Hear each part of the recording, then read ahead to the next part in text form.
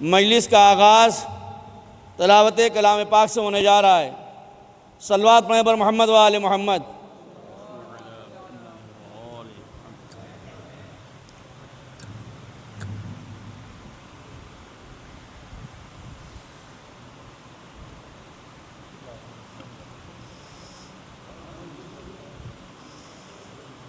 أعوذ بالله من الشيطان الرجيم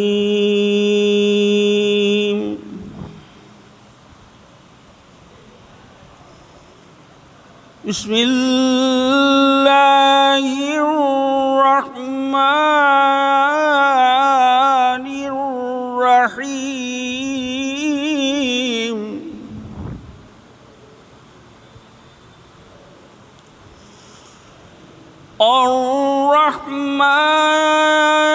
الرحمن علم القرآن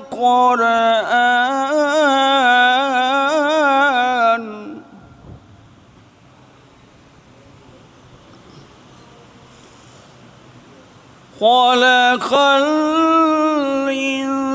الإنسان علمه البيان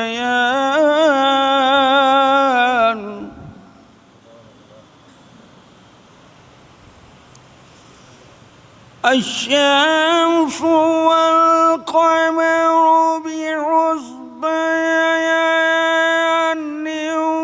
والنجم والشجر يسجدان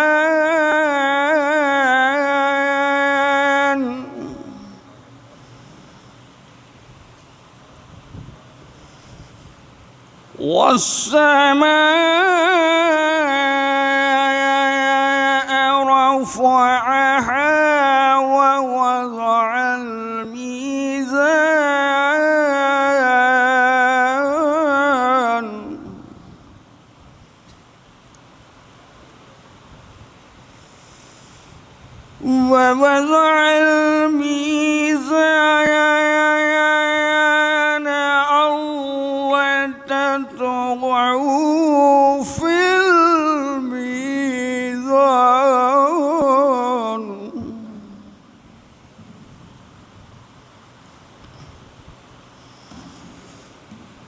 وأقيموا الوزن بالقسط ولا تخسروا الميزان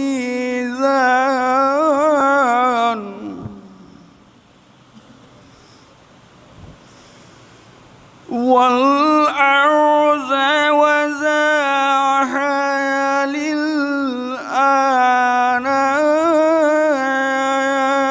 للأنام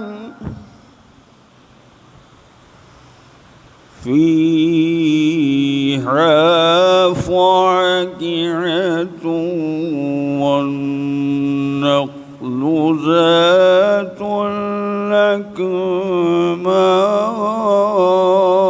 الأكمام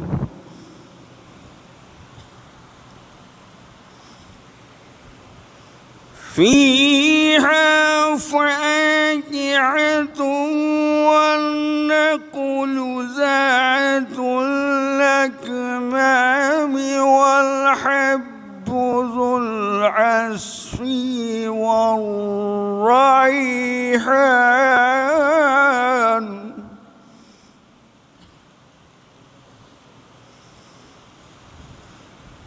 فبأي آلاء ربكما تكذبان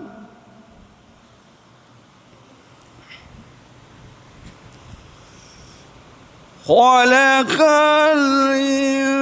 الإنسان من صلصال كالفخار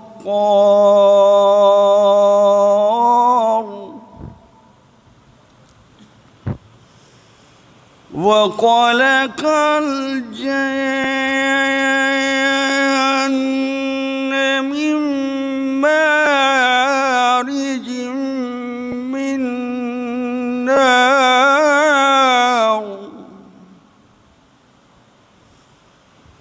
فبأي آلاء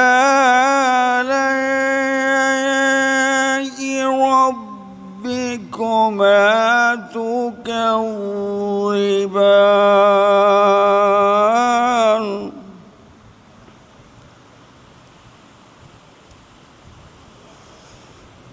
رب المشرقين ورب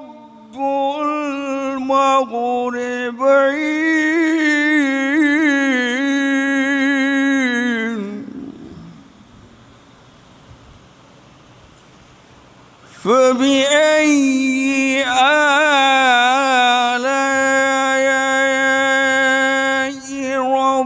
ربكما تكذبان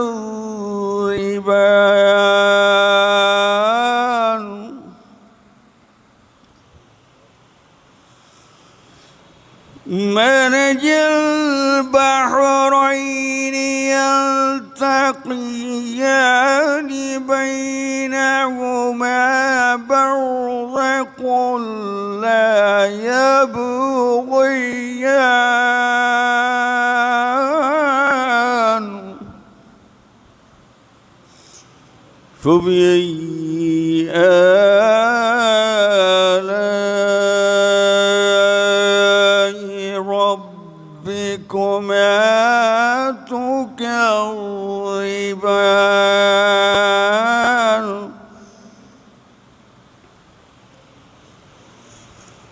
يخرج منهما اللؤلؤ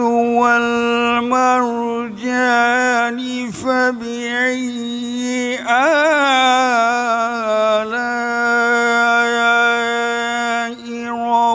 ربكما تكذبان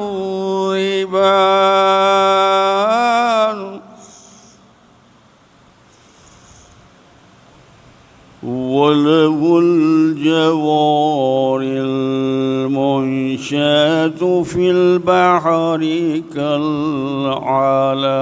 كالأعلام فبأي آلاء ربكما تكذبان صدق الله العلي العظيم وصدق رسوله النبي الكريم سبحان ربك رب العزة عما يصفون والسلام على المرسلين والحمد لله رب العالمين اللهم صل على محمد وآل محمد. یہ چند اشعار ڈاکٹر صاحب کو بہت پسند تھے، پیش خدمت ہیں نوحے کے.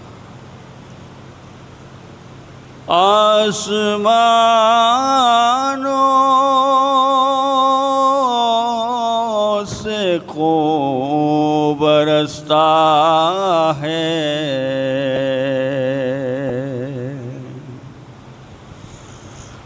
زیر خنجر یہ کون پیاسا ہے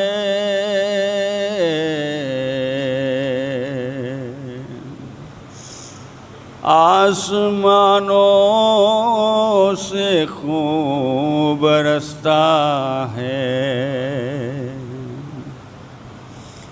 رکاب اٹھتا ہے دل فضاؤں کا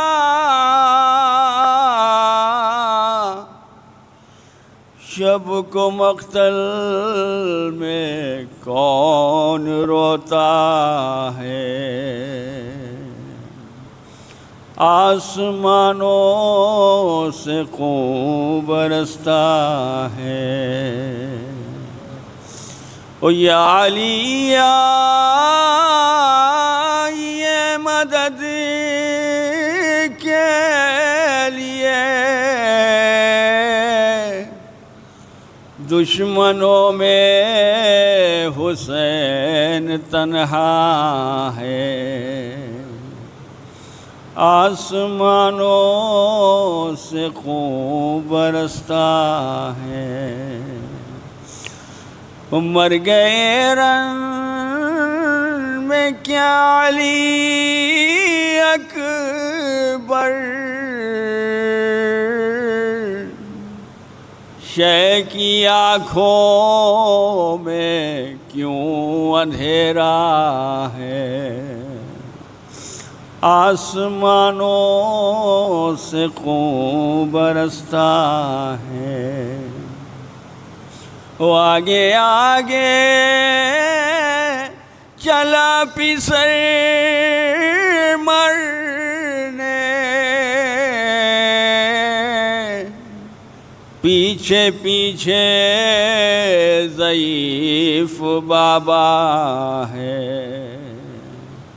آسمانوں سے خون برستا ہے، وہ گھر میں قطرہ نہیں ہے پانی کا، تشنہ لب 3 دن سے کنبا ہے، آسمانوں سے خون برستا ہے، وہ کیا نہائے ہے خون میں قاسم، غم میں ڈوبی ہوئی جو کبرا ہے، آسمانوں سے خون برستا ہے، وہ بین تھے ماں کہ اے علی اصغر، آ بھی جاؤ کہ خالی جھولا ہے، آسمانوں سے خون برستا ہے، وہ کیا چھینے ہیں گوہر سکینہ کے، خون کانوں سے کیوں ٹپکتا ہے، آسمانوں سے خون برستا ہے، اور سر سے زینب کہ چھن رہی ہے ردا، یہ ستم کربلا میں کیسا ہے، آسمانوں سے خون برستا ہے، وہ چھت گئی مشک بہہ گیا پانی، خالی کو لیے سکینہ ہے، آسمانوں سے خون برستا ہے، دل کو تھامے حسین بیٹھے ہیں، لاش کڑیل جواں کا اٹھتا ہے، آسمانوں سے خون برستا ہے، او کیوں نہ بیچین ہو دل زینب، بے کفن شاہدی کا لاشا ہے، آسمانوں سے خون برستا ہے، او جانے کب آئیں گے علی اکبر، منتظر مدتوں سے صغرا ہے، آسمانوں سے خون برستا ہے، اور ظلم کیا کیا ہوئے کسے معلوم، پوچھو زینب سے کربلا کیا ہے، آسمانوں سے خون برستا ہے، اور یہ ہے میدان کربلا سے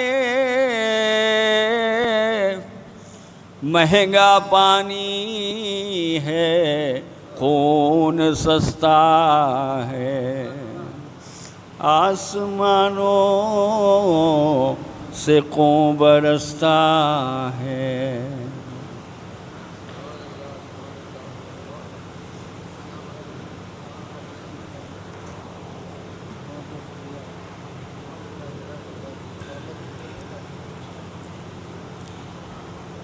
میری پھر بہت ہی مؤدبانہ گزارش ہے، جو حضرات باہر تشریف فرما ہیں وہ فرش مجلس تشریف لے آئیں۔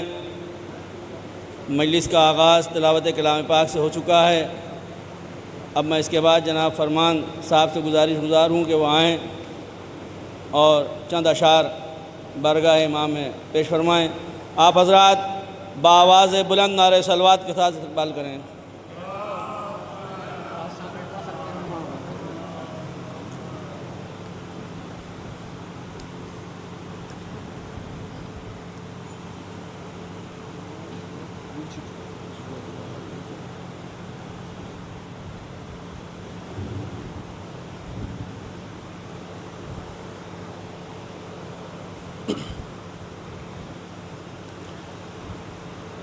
دیگر درود پڑھیں آپ حضرات۔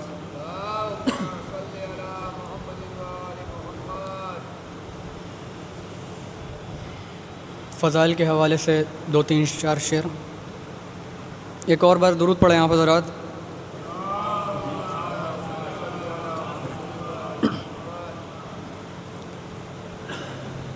دروازے حسین پہ سجدہ کیے بغیر، دروازے حسین پہ سجدہ کیے بغیر، بنتا نہیں ولی کوئی ایسا کیے بغیر،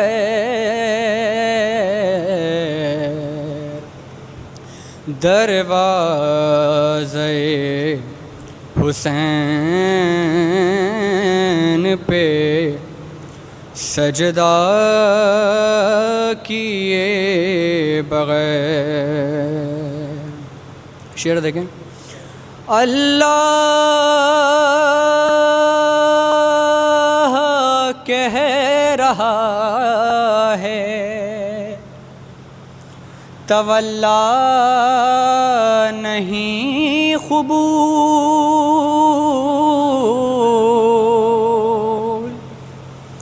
اللہ کہہ رہا ہے تولا نہیں قبول، ارے زہرا کے دشمنوں پہ تبرا کیے بغیر، دروازے حسین پہ سجدہ کیے بغیر 9 لاکھ سر جھکے ہیں تبسم کے سامنے 9 لاکھ سر جھکے ہیں تبسم کے سامنے ارے اصغر نے جنگ جیت لی حملہ کیے بغیر دروازے حسین پہ سجدہ کیے بغیر. خاص طور سے شعر دیکھیں. دفنانا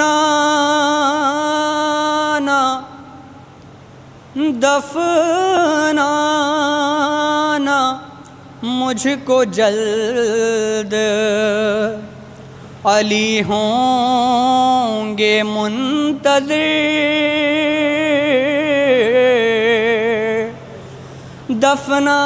دفنانا مجھ کو جلد علی ہوں گے منتظر اے لوگو انتظار کسی کا کیے بغیر دروازے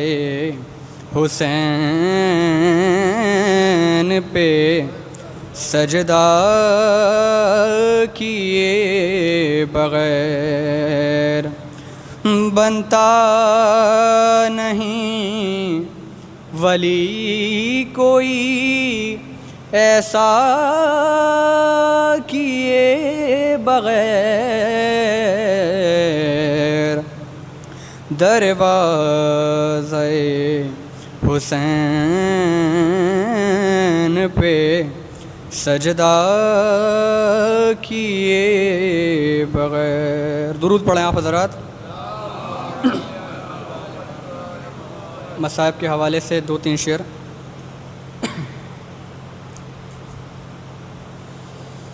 اے چاند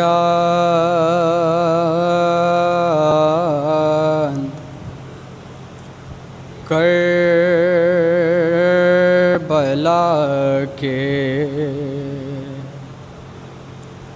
تو نے تو دیکھے ہوں گے اترے تھے اس زمین پر عرش بری کے تارے اے چاند کربلا کے اے چاند جلوہ گر ہے ہاشم کا چاند یہاں پر خیرات روشنی کی لے لیجیو یہاں سے اے چاند اس زمین پر رکھیو ہمیشہ ٹھنڈک سوتے جو ہیں یہاں پر زہرا کے ہیں وہ پیارے، اے چاند پامال ہو رہی تھی قاسم کی لاش رن میں، عباس اور سرور چنتے تھے ان کے ٹکڑے، مارے گئے یہیں پر بے دردیوں ستم سے، مسلم کے دونوں پیارے، زینب کے دونوں بیٹے، اے چاند بازو کٹے یہیں پر، عباس با وفا کے اذن وغا نہ پایا، پانی بھی لا نہ پائے، بازو بندھے یہیں پر، پہل حرم کے اس سرزمین سے نکلے، سجاد سر جھکائے، اے چاند پہنچے ہیں کربلا میں، پہنچے ہیں کربلا میں، جو لوگ سبط جعفر، اے کاش پھر مقدر ان کو یہ دن دکھائے، اے چاند کربلا کے، تو نے تو دیکھے ہوں گے، اترے تھے اس زمین پر عرش بری کے تارے، اے چاند کربلا کے۔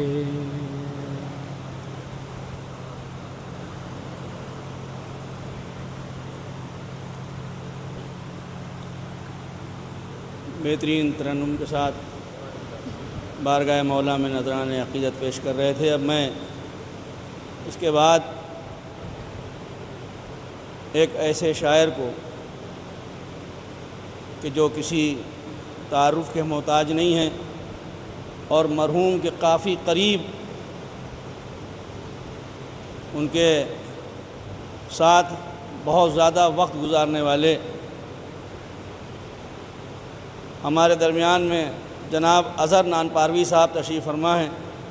میں ان سے گزارش کرتا ہوں کہ آئیں جناب اظہر نانپاروی صاحب، اور پھر میں گزارش کرتا ہوں تمام باہر بیٹھے ہوئے مومنین سے کہ وہ فرش مجلس میں تشریف لے آئیں، چونکہ یہ اس وقت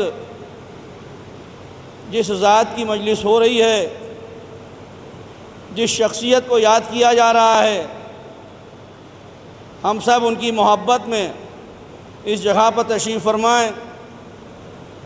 آپ تمام مومنین سے گزارش ہے فرش مجلس تشریف لے آئیں اور ڈاکٹر عادل صاحب اللہ ان کے درجات کو بلند فرمائے، ان کا ہنستا ہوا چہرہ آج بھی ہماری نظروں میں ہے۔ چاہے جتنی بھی مصیبتیں ہو جائیں، کوئی بھی دکھ اور پریشانی ہو جائے، وہ اپنی پریشانیوں کو کبھی ترجیح نہیں دیتے تھے، بلکہ ان کی فکر یہ ہوتی تھی کہ دوسروں کے کام آئیں۔ اور شاید اسی لیے یہ شعر کہ زندگی وہ ہے جو اوروں کے کام آئے ورنہ، زندگی وہ ہے جو اوروں کے کام آئے ورنہ، اس کو تو جیسے گزارو گے گزر جائے گی۔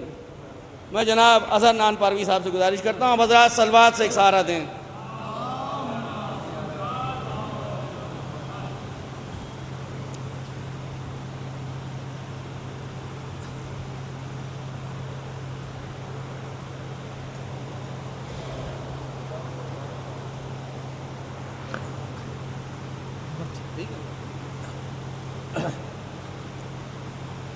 چار بت سے سماعت فرمائیں۔ جو چاہتے ہو کہ دل کو سکون و چین ملے، جو چاہتے ہو کہ دل کو سکون و چین ملے، قدم قدم کرم شاہ مشرق ملے، تو آؤ ساتھ میرے تم بھی یہ دعا مانگو، مجھے بھی پالنے والے غم حسین ملے، مجھے بھی پالنے والے غم حسین ملے۔ صلوات بھیجو محمد والے۔ سلام کے چند شعر ہیں سماعت کہ شیدائے حسینی کو فنا کوئی نہیں ہے، شیدائے حسینی کو فنا کوئی نہیں ہے، اور دشمن سرور کو بقا کوئی نہیں ہے۔ کیا فیض ہے بے حب علی یہ تو بتاؤ، کیا فیض ہے بے حب علی یہ تو بتاؤ، جب ایسی نمازوں کی جزا کوئی نہیں ہے، جب ایسی نمازوں کی جزا کوئی نہیں ہے، حر آ گیا قدموں میں تو صلوات بھیجیے امت والے۔ حر آ گیا قدموں میں جو شہ کے تو یہ بولا حر آ گیا قدموں میں جو شہ کے تو یہ بولا یوں قطرہ سمندر سے ملا کوئی نہیں ہے یوں قطرہ سمندر سے ملا کوئی نہیں ہے اور گلشمہ ہے تنویر وفا پھیلی ہوئی ہے گلشمہ ہے تنویر وفا پھیلی ہوئی ہے اپنی جگہ محفل سے اٹھا کوئی نہیں ہے اور زندہ میرا معصوم خدا دشت سے لائے زندہ میرا معصوم خدا دشت سے لائے اب خیمہ اب سینہ مادر میں دعا کوئی نہیں ہے اب سینہ مادر میں دعا کوئی نہیں ہے آواز ہر تیری قسمت کا بلند ہوگا ستارہ اظہر تیری قسمت کا بلند ہوگا ستارہ خالی در شہ سے تو پھرا کوئی نہیں ہے خالی در شہ سے تو پھرا کوئی نہیں ہے سبحان اللہ آپ تمام حضرات سے گزارش ہے کہ اظہر بھائی کی صحت یابی کے لیے دعا کریں کہ پروردگار ان کا سایہ ایسی برقرار رکھے اب میں گزارش کرتا ہوں ہمارے درمیان جناب نعیم الحسن صاحب تشریف فرما ہیں اور وہ مرثیہ پانی فرمائیں گے آپ حضرات استقبال کریں صلوات کے ساتھ میں پھر گزارش کرتا ہوں باہر جو مومنین تشریف فرما ہیں ان سے کہ وہ فرش مجلس تشریف لے آئیں اور جیسا کہ ابھی اظہر بھائی ارشاد فرما رہے تھے تو اسی پہ میں بس ایک شعر کرتے ہوئے نعیم صاحب کی خدمت میں میں کہوں گا کہ آقا حسین کے درس کا مسئلہ کہ غرور توڑ کے سر کو جھکا دو چوکھٹ پہ غرور توڑ کے سر کو جھکا دو چوکھٹ پہ کیا حسین سے سوغات زندگی لے جاؤ کیا حسین سے سوغات زندگی لے جاؤ جناب نعیم صاحب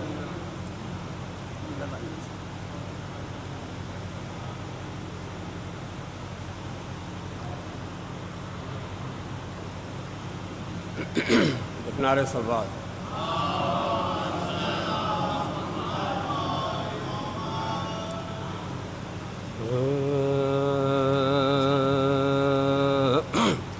میں نے علی سے عین لیا اور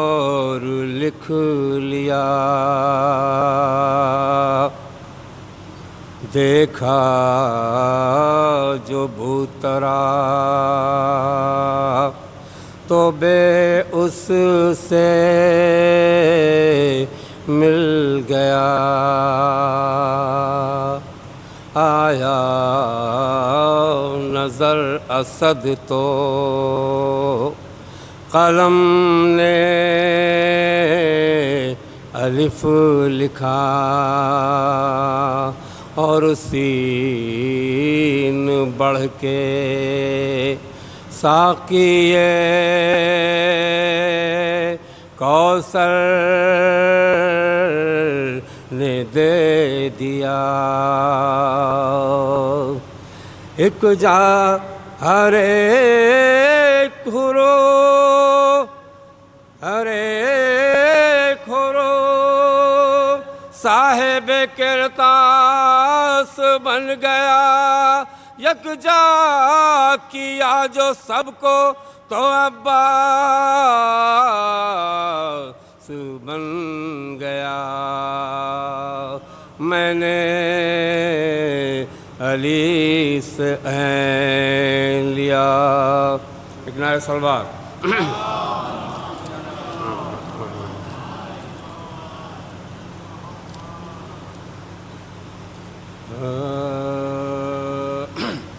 مریم سے بھی بطول کو رتبہ سوا ملا، بابا سے رسول سا خیر الورا ملا، بیٹا ہر ایک شہید رہے کربلا ملا، شوہر ملا تو خلق کا عقدہ کشا ملا۔ ارے کب نے رتبے میں انتخاب ہے، زہرا ہے بے نظیر علی لاجواب ہے، مریم سے بھی۔ کنارے صلوات اللہم صلی اللہ محمد و آل محمد۔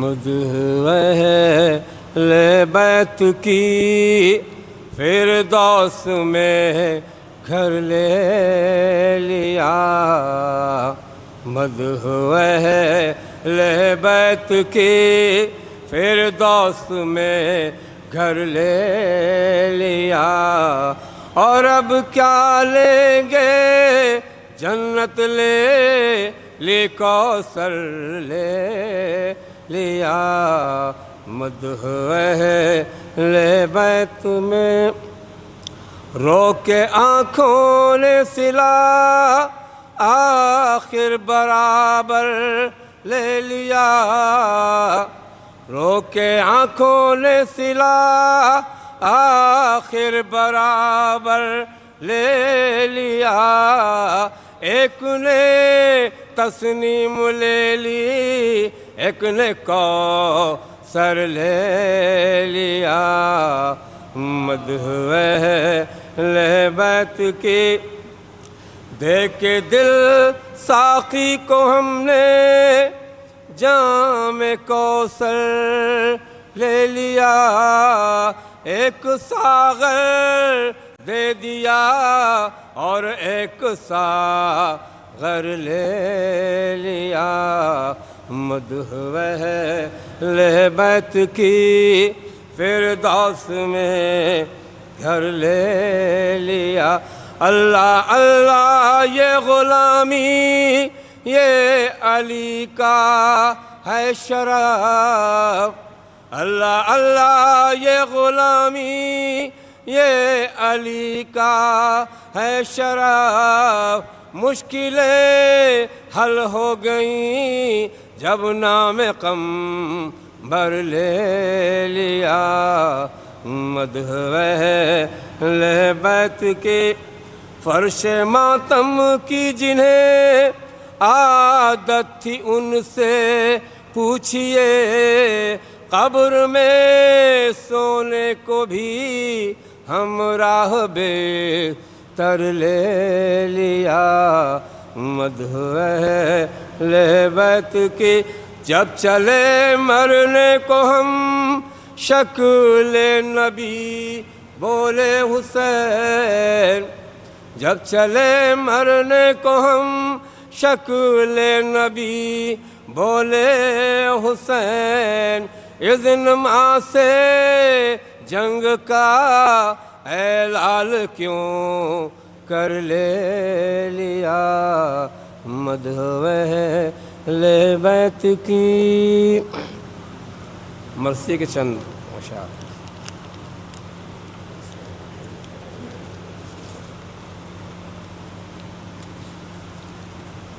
فاتحہ۔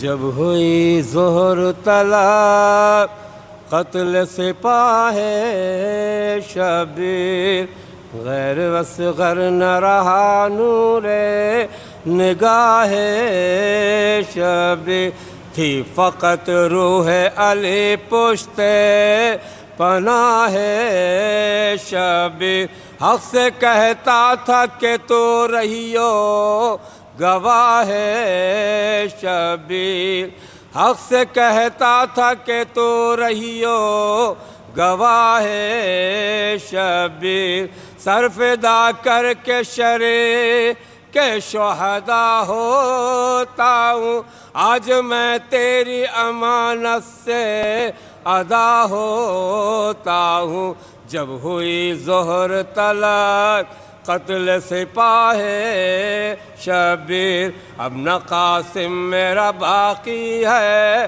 نہ اکبر باقی، نہ علمدار سلامت ہے نہ لشکر باقی، بھانجے ہیں نہ بھتیجے نہ برادر باقی، اب فقط سر میرا باقی ہے اور اصغر باقی، اب فقط سر میرا باقی ہے اور اصغر باقی، قتل اصغر ہو میرا سر بھی جدا ہو جائے، اس امانت سے بھی شبیر ادا ہو جائے، جب ہوئی ظہر طلب قتل سپاہ شبیر، یا خدا تجھ پہ میں صدقے میرا لشکر بھی نثار، دل فدا روح فدا جان فدا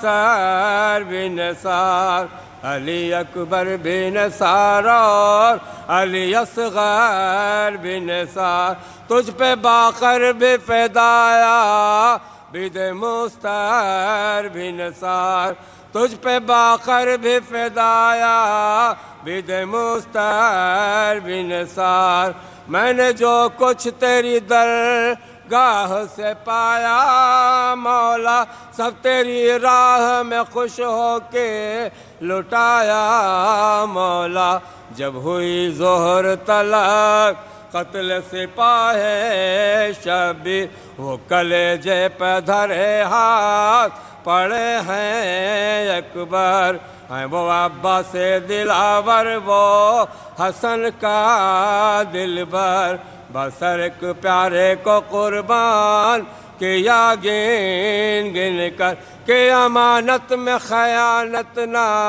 ذرا اے داور، کہ امانت میں خیانت نہ ذرا اے داور، تو نے دولت تھے جو مجھ خاک نشی کو سونپی، وہ امانت تیرے بندے نے زمیں کو سونپی۔ جب ہوئی ظہر تلک قتل سپاہ شبیر، تو شہنشاہوں کا ہے بار خدا، ہیں برابر تیری درگاہ میں سب شاہ و گدا۔ خاطر عاشق جہاں باز رہی تجھ کو صدا، اے خوشحال جو مجھ سے ہو تیرا شکر ادا، اے خوشحال جو مجھ سے ہو تیرا شکر ادا۔ حلق پر تیغ رہے، سینے پر جلاد رہے، لب پہ ہو نام تیرا، دل میں تیری یاد رہے۔ جب ہوئی ظہر تلک قتل سپاہ شبیر، دور دندہ میرے نانا نے تجھے نظر دیا، لے گئی نظر کو پہلوئے شکستہ زہرا۔ سرخ رو ہے تیرے دربار میں بابا میرا، دل کے ٹکڑے میرے بھائی نے کیے تجھ پہ فدا، دل کے ٹکڑے میرے بھائی نے کیے تجھ پہ فدا۔ آج شبیر بھی ان سب کے مقابل ہو جائے، سر میرا گر تیری سرکار کے قابل ہو جائے۔ جب ہوئی ظہر تلک قتل سپاہ شبیر۔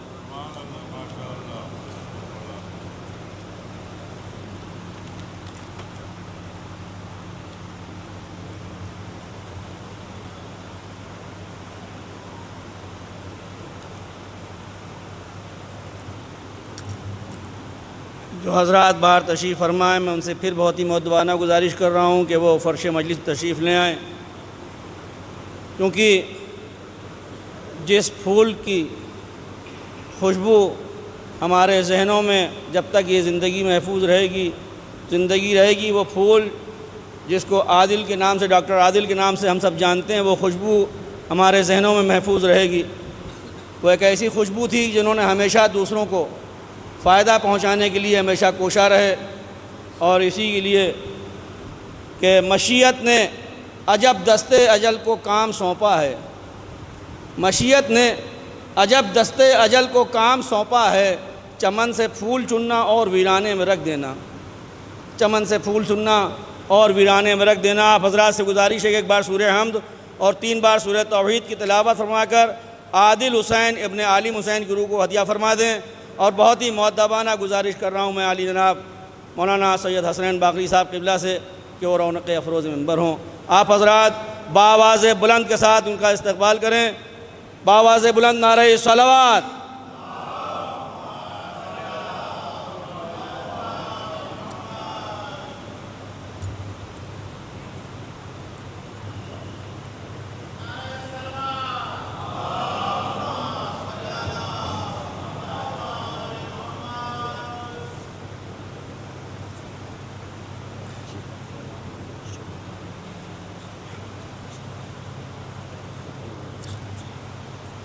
ایک اور صلوات کا سہارا دیں آپ حضرات۔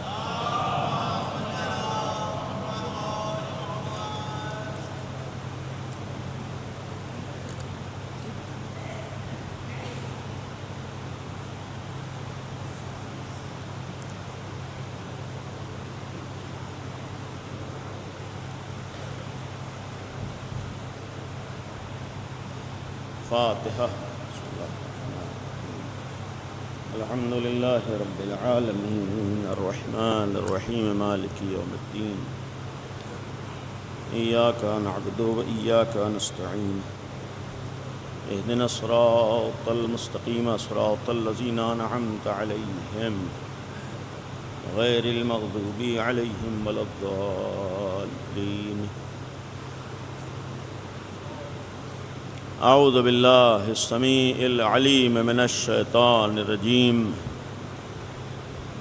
بسم اللہ الرحمن الرحیم الحمد للہ رب العالمین والصلاة والسلام علی اشرف الانبیاء والمرسلین خاتم النبیین رحمت للعالمین ابی القاسم محمد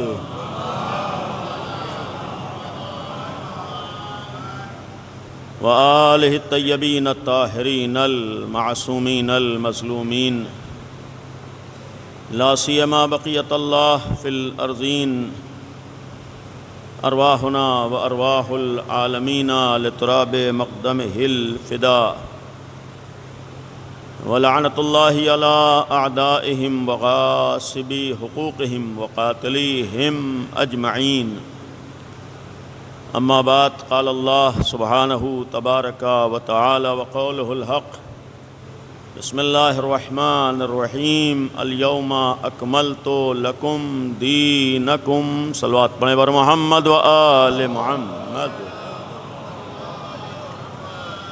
گزارش ایک دفعہ مزید سورہ حمد اور 3 دفعہ سورہ قل هو اللہ کی تلاوت فرما کر مرحوم و مغفور ڈاکٹر عادل حسین ابن عالم حسین صاحب کی روح کو ایصال فرما دیں۔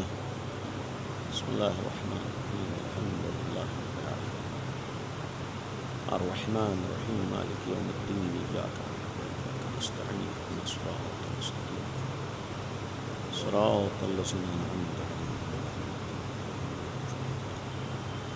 بسم اللہ الرحمن الرحیم قل هو اللہ احد اللہ الصمد لم یلد ولم یولد ولم یکن له کفوا احد۔ بسم اللہ الرحمن الرحیم قل اللہ احد اللہ الصمد لم یلد ولم یولد ولم یکن له کفوا احد۔ بسم اللہ الرحمن الرحیم قل هو اللہ احد اللہ الصمد لم یلد ولم یولد ولم یکن له کفوا احد۔ کذلک اللہ ربی صدق اللہ العلی العظیم۔ صلوات پڑھیں بر محمد و آل محمد۔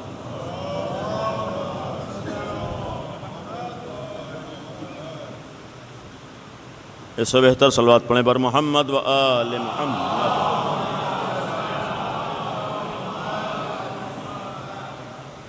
ڈاکٹر صاحب مرحوم کے ایصال ثواب کی مجلس ہے اور جو آیہ کریمہ آپ کے سامنے تلاوت ہوئی الحمدللہ ہم سب کو وہ آیت یاد ہے، اور ولایت کے صدقے میں اگر لفظ بلفظ آیت یاد نہ ہو تو کم از کم اس کا مفہوم ہر مومن کے ذہن میں ہے۔ آیے تکمیل دین، اس آیہ کریمہ کا نزول غدیر میں ہوا ہے، اور جب مولا الموحدین امیر المؤمنین حضرت علی ابن ابی طالب علیہ افضل الصلاۃ والسلام کی ولایت کا اعلان، خلافت اور جانشینی کا اعلان رسول اکرم ختمی مرتبت حضرت محمد مصطفیٰ صلی اللہ علیہ وآلہ وسلم نے حکم خداوندی سے 1.25 لاکھ کے مجمع میں میدان غدیر میں کیا، تو اس کے بعد یہ آیت نازل ہوئی۔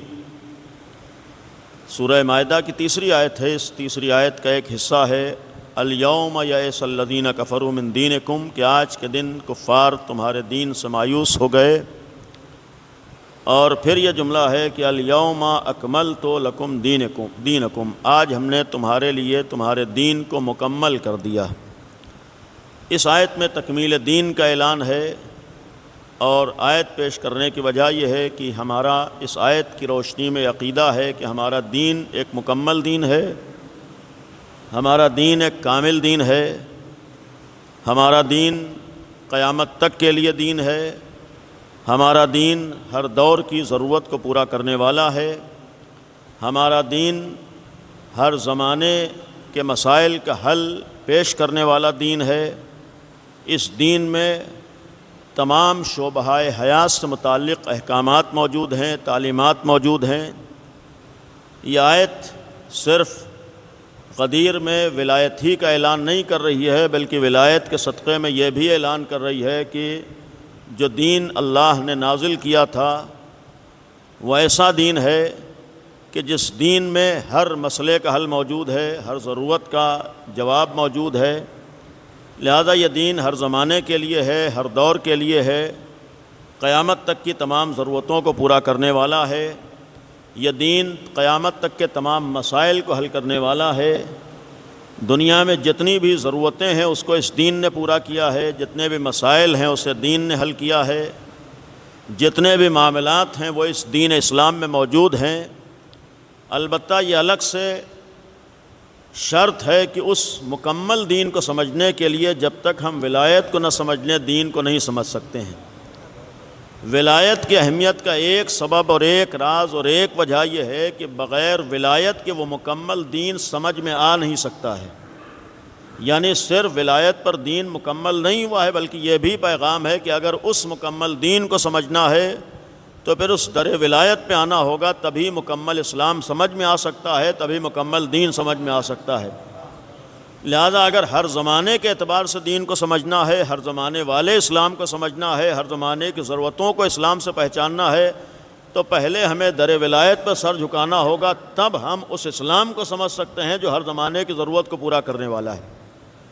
لہذا جو ہمارا دین ہے ایک مکمل دین ہے، کامل دین ہے ہر زمانے کے اعتبار سے۔ اور یہیں جوانوں کے لیے ایک بات عرض کروں گا کہ کبھی اس غلط فہمی کا شکار نہ ہوئیے کہ جو دین 1400 سال پہلے آیا تھا آج کے ترقی یافتہ زمانے میں اس کہاں سے اس زمانے کی ضرورتوں کو پورا کر سکتا ہے۔ ہم اس دین کو مانتے ہیں جو قیامت تک آنے والی ترقی کی تمام ضرورتوں کو پورا کرتا ہے۔ یعنی یقین نہ کہ آج کیا ہے، زمانہ اس سے زیادہ ترقی کر جائے گا، تب بھی یہی غدیر میں مکمل ہونے والا دین اس کی ضرورتوں کو پورا کرے گا۔ کسی زمانے کا کوئی مسئلہ، کوئی ضرورت ایسی نہیں ہے جو دین اسلام میں موجود نہ ہو، لیکن اس کے لیے بنیادی شرط ہے کہ ہمیں اس دروازے پر آنا ہوگا جو ہمارے لیے سارے مسائل کا حل بیان کر سکے۔ اور اسی لیے ضمناً ایک بات عرض کروں گا کہ ہمارے ہاں غیبت کے زمانے میں بھی دین لکیر کے فقیر والا معاملہ نہیں ہے، بلکہ ہمارے ہاں ہر دور میں دروازہ اجتہاد کھلا ہوا ہے۔ اجتہاد کا مطلب ہے کہ اسلام ہر زمانے کی ضرورتوں کو کیسے پورا کرتا ہے، اس لیے کہ ہر زمانے کی ضرورتوں کو پورا کرنے کے لیے بھی صرف اصول کافی نہیں ہے، بلکہ ان اصولوں کے ذریعے سے فروع تک پہنچنا بھی ضروری ہے۔ اور یہی اصول سے فروع تک پہنچنے کو ہمارے ہاں اجتہاد کہا جاتا ہے۔ اجتہاد کے ایک معنی یہ ہے کہ اگر ہر زمانے والے اسلام کو سمجھنا ہے تو در اجتہاد پر آؤ، تب سمجھ میں آئے گا کہ ہر زمانے کا اسلام کہاں پایا جاتا ہے۔ اس لیے اجتہاد کی ضرورت ہے، اس لیے مجتہد کی ضرورت ہے، اس لیے فقیہ کی ضرورت ہے، اس لیے عالم کی ضرورت ہے، تاکہ ہم ہر زمانے کے اسلام کو سمجھ سکیں۔ جس طریقے سے رسول اللہ کے بعد آل محمد کا ہونا ضروری ہے تاکہ اس دور کے حالات اور ضرورتوں کو ہم اسلام کے ذریعے سے سمجھ سکیں، اسی طریقے سے آل محمد کے غیبت کے زمانے میں بھی کسی نہ کسی ایسے نظام کا ہونا ضروری ہے جو ہمارے لیے اسی اسلام کی روشنی میں ضرورتوں کو بیان کر رہا ہو۔ اس لیے ہمیں اس بات کا یقین ہے، اجتہاد کا مطلب دین کے مقابلے میں کوئی چیز نہیں ہے، فقاہت کا مطلب دین کے مقابلے میں کوئی چیز نہیں ہے، بلکہ اجتہاد و فقاہت کا مطلب یہ ہے کہ جو غدیر میں ایک مکمل اسلام آیا ہے اس مکمل اسلام کو ہمارے جیسے لوگ کیسے سمجھ سکتے ہیں۔ لہذا اتنا یقین رہے کہ جب تک ہم نظام اجتہاد کے قائل نہ ہو جائیں، ہر زمانے کے اسلام کو نہ سمجھ سکتے ہیں نہ اس کی ضرورتوں کو ہم پورا کر سکتے ہیں۔ لہذا اتنا یقین رکھیے کبھی بھی ہم نظام اجتہاد سے بے نیاز نہیں ہو سکتے ہیں، نظام فقاہت سے بے نیاز نہیں ہو سکتے ہیں۔ یہ فقیہ اور مجتہد کا نظام نہ تو آل محمد کے نظام سے ہٹ کر کوئی چیز ہے، نہ الہی نظام سے ہٹ کر کوئی چیز ہے۔ جیسے آل محمد کا نظام خدائی نظام سے الگ کوئی چیز نہیں ہے، ویسے ہی فقہا کا نظام بھی آل محمد کے نظام سے الگ کوئی نظام نہیں ہے۔ جیسے اہل بیت کا نظام ہمیں خدا تک پہنچانے والا ہے، ویسی غیبت کے زمانے میں آل محمد کی تعلیمات کی روشنی میں جو فقاہت اور اجتہاد کا نظام ہے وہ ہمیں آل محمد تک پہنچانے والا ہے۔ لہذا جب ہم در اہل بیت پر آئیں گے، آل محمد کے غلاموں کے پاس آئیں گے، تب سمجھ میں آئے گا کہ اسلام کیا ہے۔ ورنہ اتنا یقین رکھیے کہ جہاں جہاں اہل بیت کے دروازے کو چھوڑا گیا ہے، یا یہ بھی عرض کروں کہ ہمارے ہاں بھی اجتہاد ہے اور دوسری جگہوں بھی اجتہاد کے نام سے کہیں پر عجیب و غریب چیزیں بھی پائی جاتی ہیں، وہ در حقیقت اہل بیت کا در چھوڑنے کا نتیجہ ہے، جس کے انجام یہ ہے کہ عجیب و غریب فتوے بھی آتے ہیں اور ایسے ایسے اسلامی احکام بیان ہوتے ہیں جو دوسروں کو چھوڑیے اپنوں کو ہنسنے کا موقع دیتے ہیں۔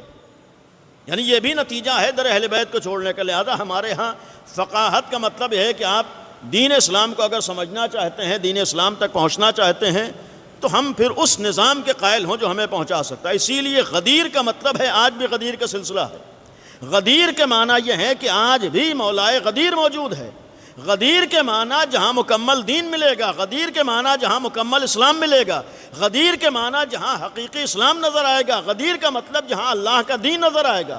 غدیر کسی شخص کا نام نہیں ہے، بلکہ غدیر الہی نظام کی تکمیل کا نام ہے۔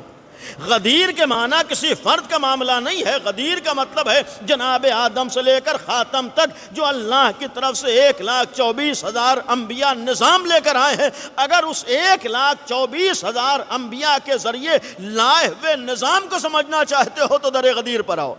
اور غدیر خالی گزشتہ 1,24,000 انبیاء کی زحمتوں کو بیان نہیں کر رہا ہے، بلکہ ان 1,24,000 انبیاء کی زحمتوں کے ذریعے جو دین آیا ہے، یہ دین قیامت تک کیسے باقی رہے گا، اس کے لیے در غدیر پر آنا ہوگا۔ یعنی غدیر اس نقطۂ مرکزی کا نام ہے جو ہمیں ابتدا سے انتہا تک جوڑتا ہے۔ یعنی اگر ابتدا کو سمجھنا ہے تب غدیر پر آنا ہوگا، اور اگر انتہا کو سمجھنا ہے تب غدیر پر آنا ہوگا۔ غدیر کا مطلب ہے کہاں سے ابتدا سے انتہا تک معاملات حل ہوں گے۔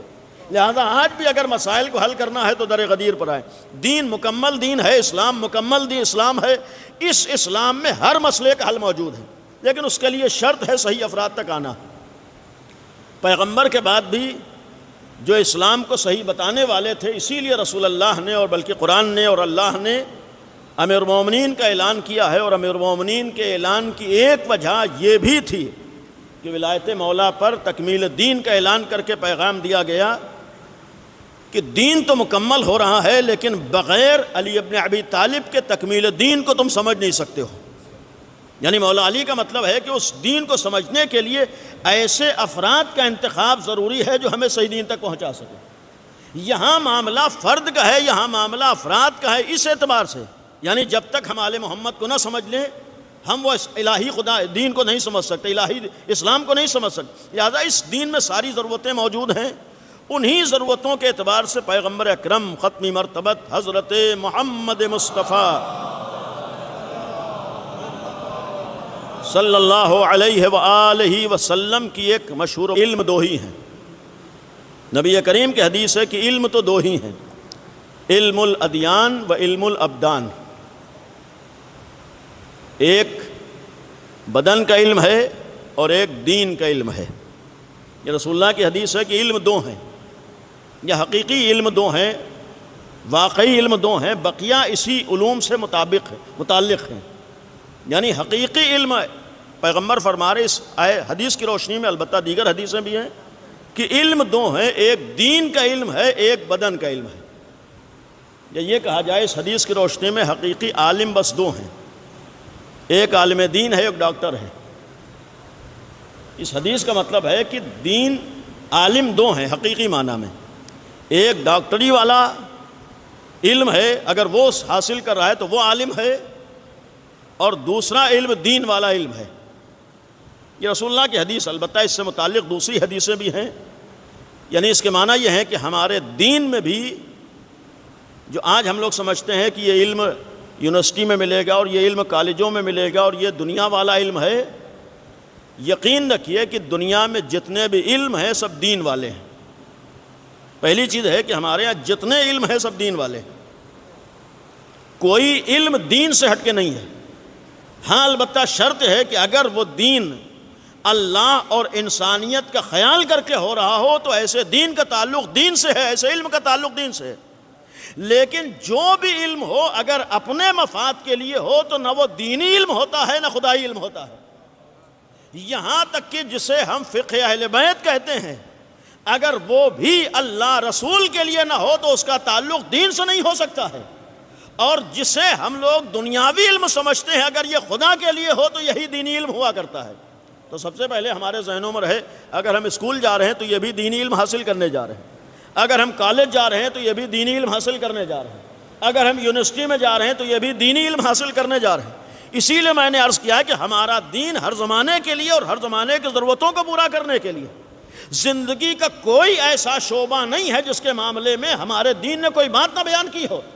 یعنی ہمارا دین زندگی کے ہر شعبے کے لیے، جب ہر شعبے کے لیے ہے تو ہمارا دین کہتا ہے ہر شعبے کی ضرورتوں کا پورا ہونا یہ بھی تو دین ہے۔ تو اگر کوئی ڈاکٹر بن رہا ہے تو یہ بھی دینی ہے، اگر کوئی انجینئر بن رہا ہے تو یہ بھی دین ہے، اگر کوئی پروفیسر بن رہا ہے تو یہ بھی دین ہے۔ یہ نہ سوچئے کہ مدرسے میں جائیں گے تبھی دین ہے اور اسکول و کالج میں چلے جائیں گے تو دین نہیں ہوگا۔ نہیں، جہاں بھی اگر انسانیت کی خدمت کا جذبہ رکھتے ہوئے خوشنودی خدا کا خیال کر کے کہیں جا رہے ہیں تو یہ دینی علم ہوتا ہے۔ جہاں بھی انسانیت کا خیال ہے اور اللہ کا خیال ہے تو آپ دین کے لیے آگے بڑھیں۔ آج الحمدللہ ہمارے جتنے نوجوان اسکولوں میں محنت کر رہے ہیں، آگے جا رہے ہیں، وہ بھی دین کے راستے میں آگے بڑھ رہے ہیں۔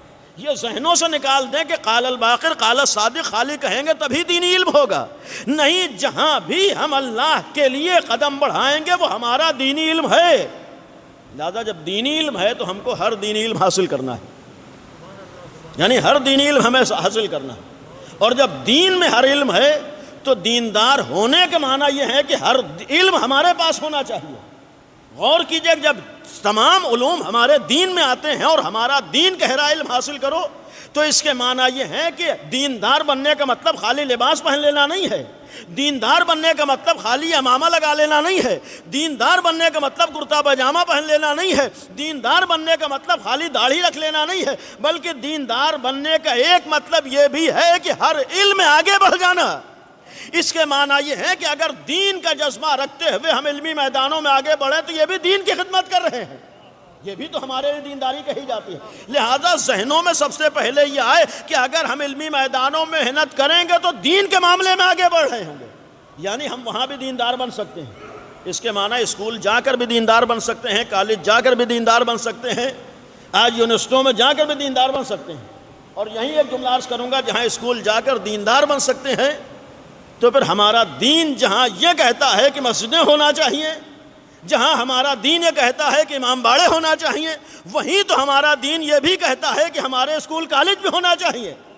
یعنی ایسا نہیں ہے کہ دنیا والے ہی خالی اسکول و کالج بنانا جانتے ہیں، یہ تو سب سے پہلے ہمارا دین کہتا ہے کہ تمہارا اسکول بھی ہونا چاہیے، تمہارا کالج بھی ہونا چاہیے۔ اس لیے کہ جس دین میں علم ہے تو دین کے دائرے میں علم ہونا چاہیے، اس لیے کہ علم خالی معلومات کے ذخیرے کو نہیں کہا جاتا ہے، علم خالی کچھ چیزوں کے ذہن میں آ جانے کو نہیں کہا جاتا ہے، علم کے معنی خالی معلومات کو جمع کر لینے کو نہیں کہا جاتا ہے۔ ورنہ اگر علم کا مطلب خالی معلومات کا ذخیرہ ہو تو آج بہت سے ایسے لوگ شاید پڑھے لکھے نہ ہوں لیکن اچھے حافظے کی بنیاد پر انہیں ہم سے زیادہ معلومات ہو جاتی ہے۔ آج بہت سے ایسے افراد ہیں جو سماج میں عالم تو نہیں کہے جاتے ہیں لیکن ان کی معلومات کم نہیں ہے۔ جو لوگ 24 گھنٹہ موبائل کے اوپر لگے ہوئے ہیں، ایک تعداد وہ ہے جو کبھی اسکول نہیں گئے، کبھی کالج نہیں گئے، کبھی مدرسے نہیں گئے ہیں، لیکن ان کی معلومات میں کمی نہیں ہے۔ معلومات میں کمی نہ ہونے کے باوجود کوئی یہ نہیں کہتا ہے کہ عالم ہے۔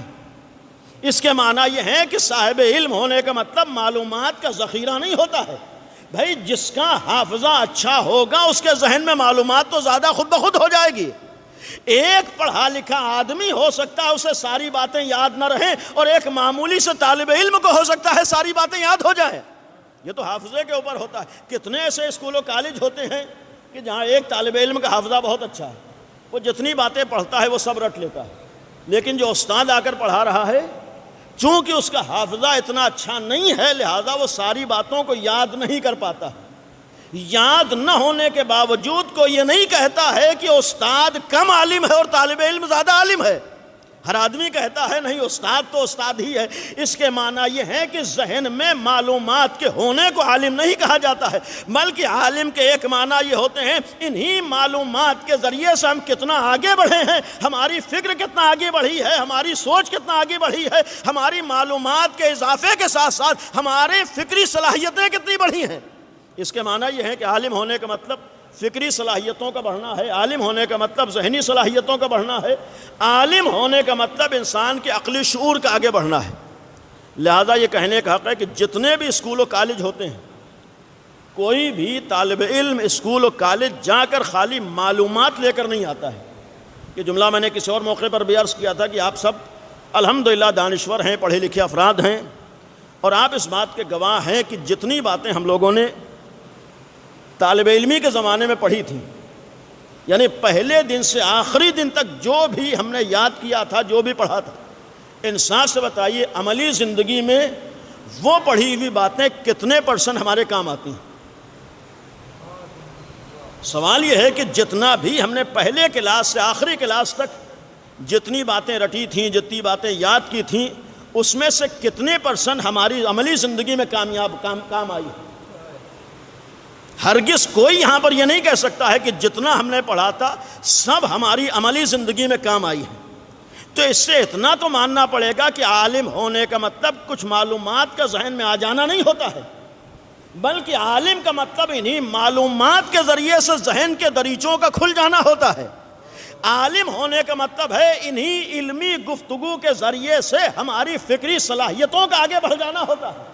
اسکول و کالج کا مطلب ہے کہ وہاں جائیں، ہم علمی گفتگو کریں تاکہ ہماری فکری صلاحیتیں کھل رہی ہوں. لہذا کہنے کا حق ہے کہ اسکول کا مطلب خالی معلومات لے کر آنا نہیں ہوتا ہے، بلکہ اسکول و کالج کا مطلب وہاں سے کوئی نہ کوئی فکر لے کر آنا ہوتا ہے. غور کیجئے گا، یعنی اسکول و کالج کا مطلب خالی معلومات لے کر آنا نہیں ہوتا ہے، بلکہ اسکول و کالج کا مطلب فکر لے کر آنا ہوتا ہے. اور یہ ایک جملہ عرض کروں گا کہ جانے والا طالب علم معلومات کم لاتا ہے، فکر و نظریات زیادہ لے کر آتا ہے.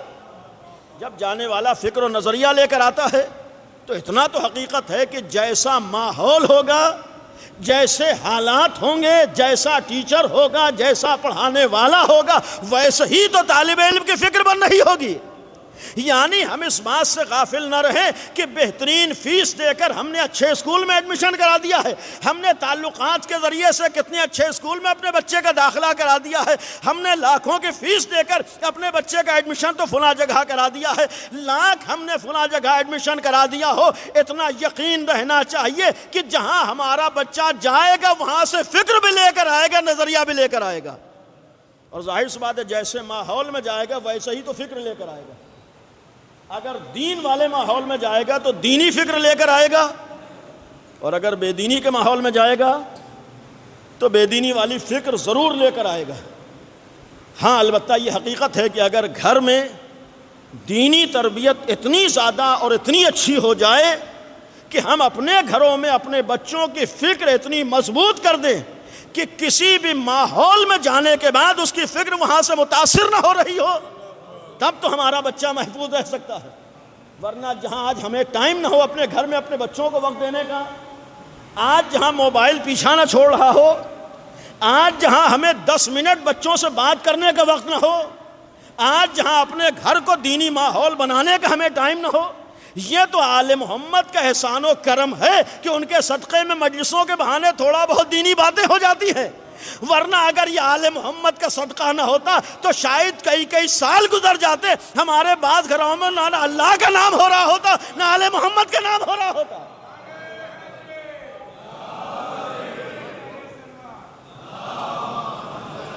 یہ تو تھوڑا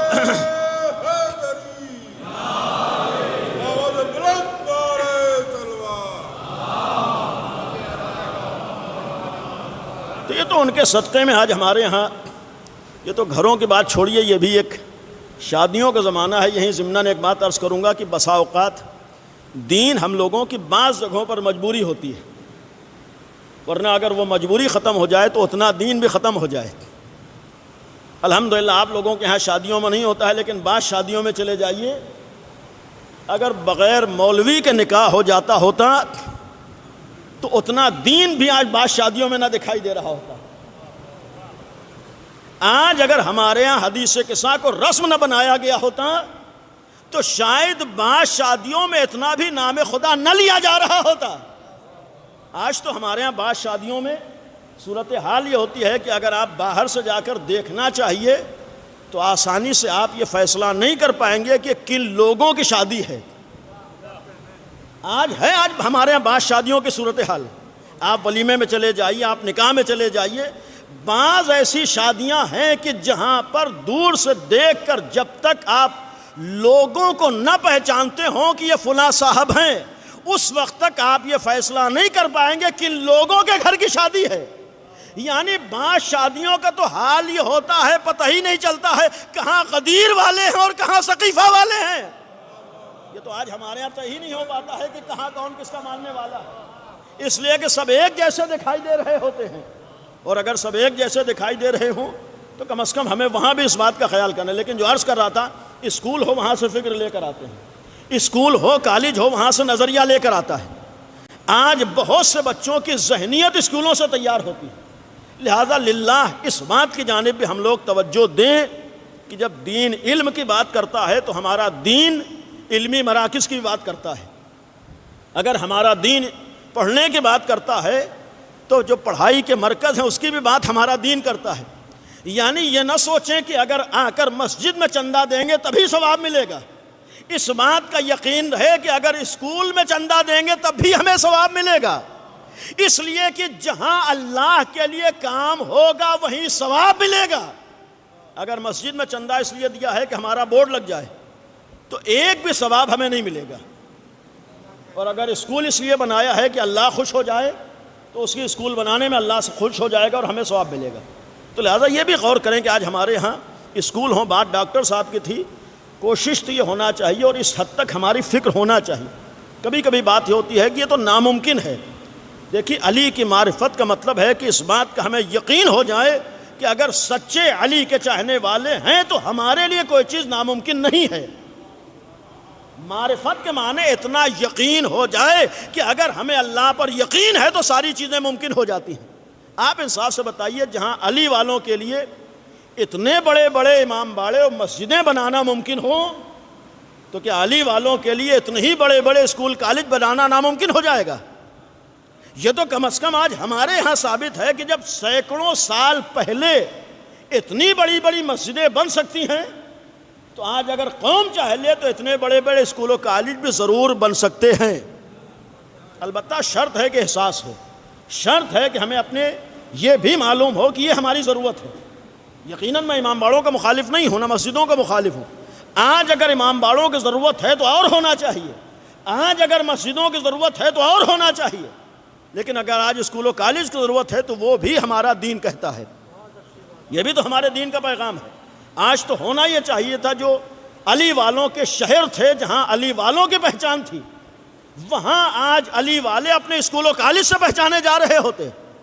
آج تو یہ ہونا چاہیے تھا، دنیا کی ہر قوم یہ کہتی کہ جس اسکول میں اچھی تعلیم ملتی ہے وہ علی والوں کے اسکول ہوتے ہیں۔ آج ہونا تو یہ چاہیے تھا، ہر آدمی یہ کہتا کہ اپنے بچوں کا اگر ایڈمیشن کرانا ہے تو علی کے شیعوں کے ہاں ایڈمیشن کراؤ۔ آج حق تھا ہمارا، یہ ہمارے پاس ہونا چاہیے، ہمارے اسکول بھی ہوتے، ہمارے کالج بھی ہوتے۔ آج ظاہر سی بات ہے کہ جس ماحول میں بچہ پڑھے گا، اب ظاہر سی بات جب اپنے اسکول و کالج ہوں گے تو وہاں تعلیم بھی ہوگی اور ہماری فکر بھی اچھی ہوگی۔ اور پھر آج بالخصوص جب آپ حالات دیکھ رہے ہوں، ایسے حالات میں تو شاید اور زیادہ ذمہ داری ہو کہ ہم لوگ اس جانب توجہ دیں، اور کبھی یہ نہ سوچئے کہ جو آج کام کر رہے ہیں اس کا پھل ہمیں کل مل جائے۔ جتنا بڑا مشن ہوتا ہے اتنا ہی زیادہ انتظار دیکھنا پڑتا ہے۔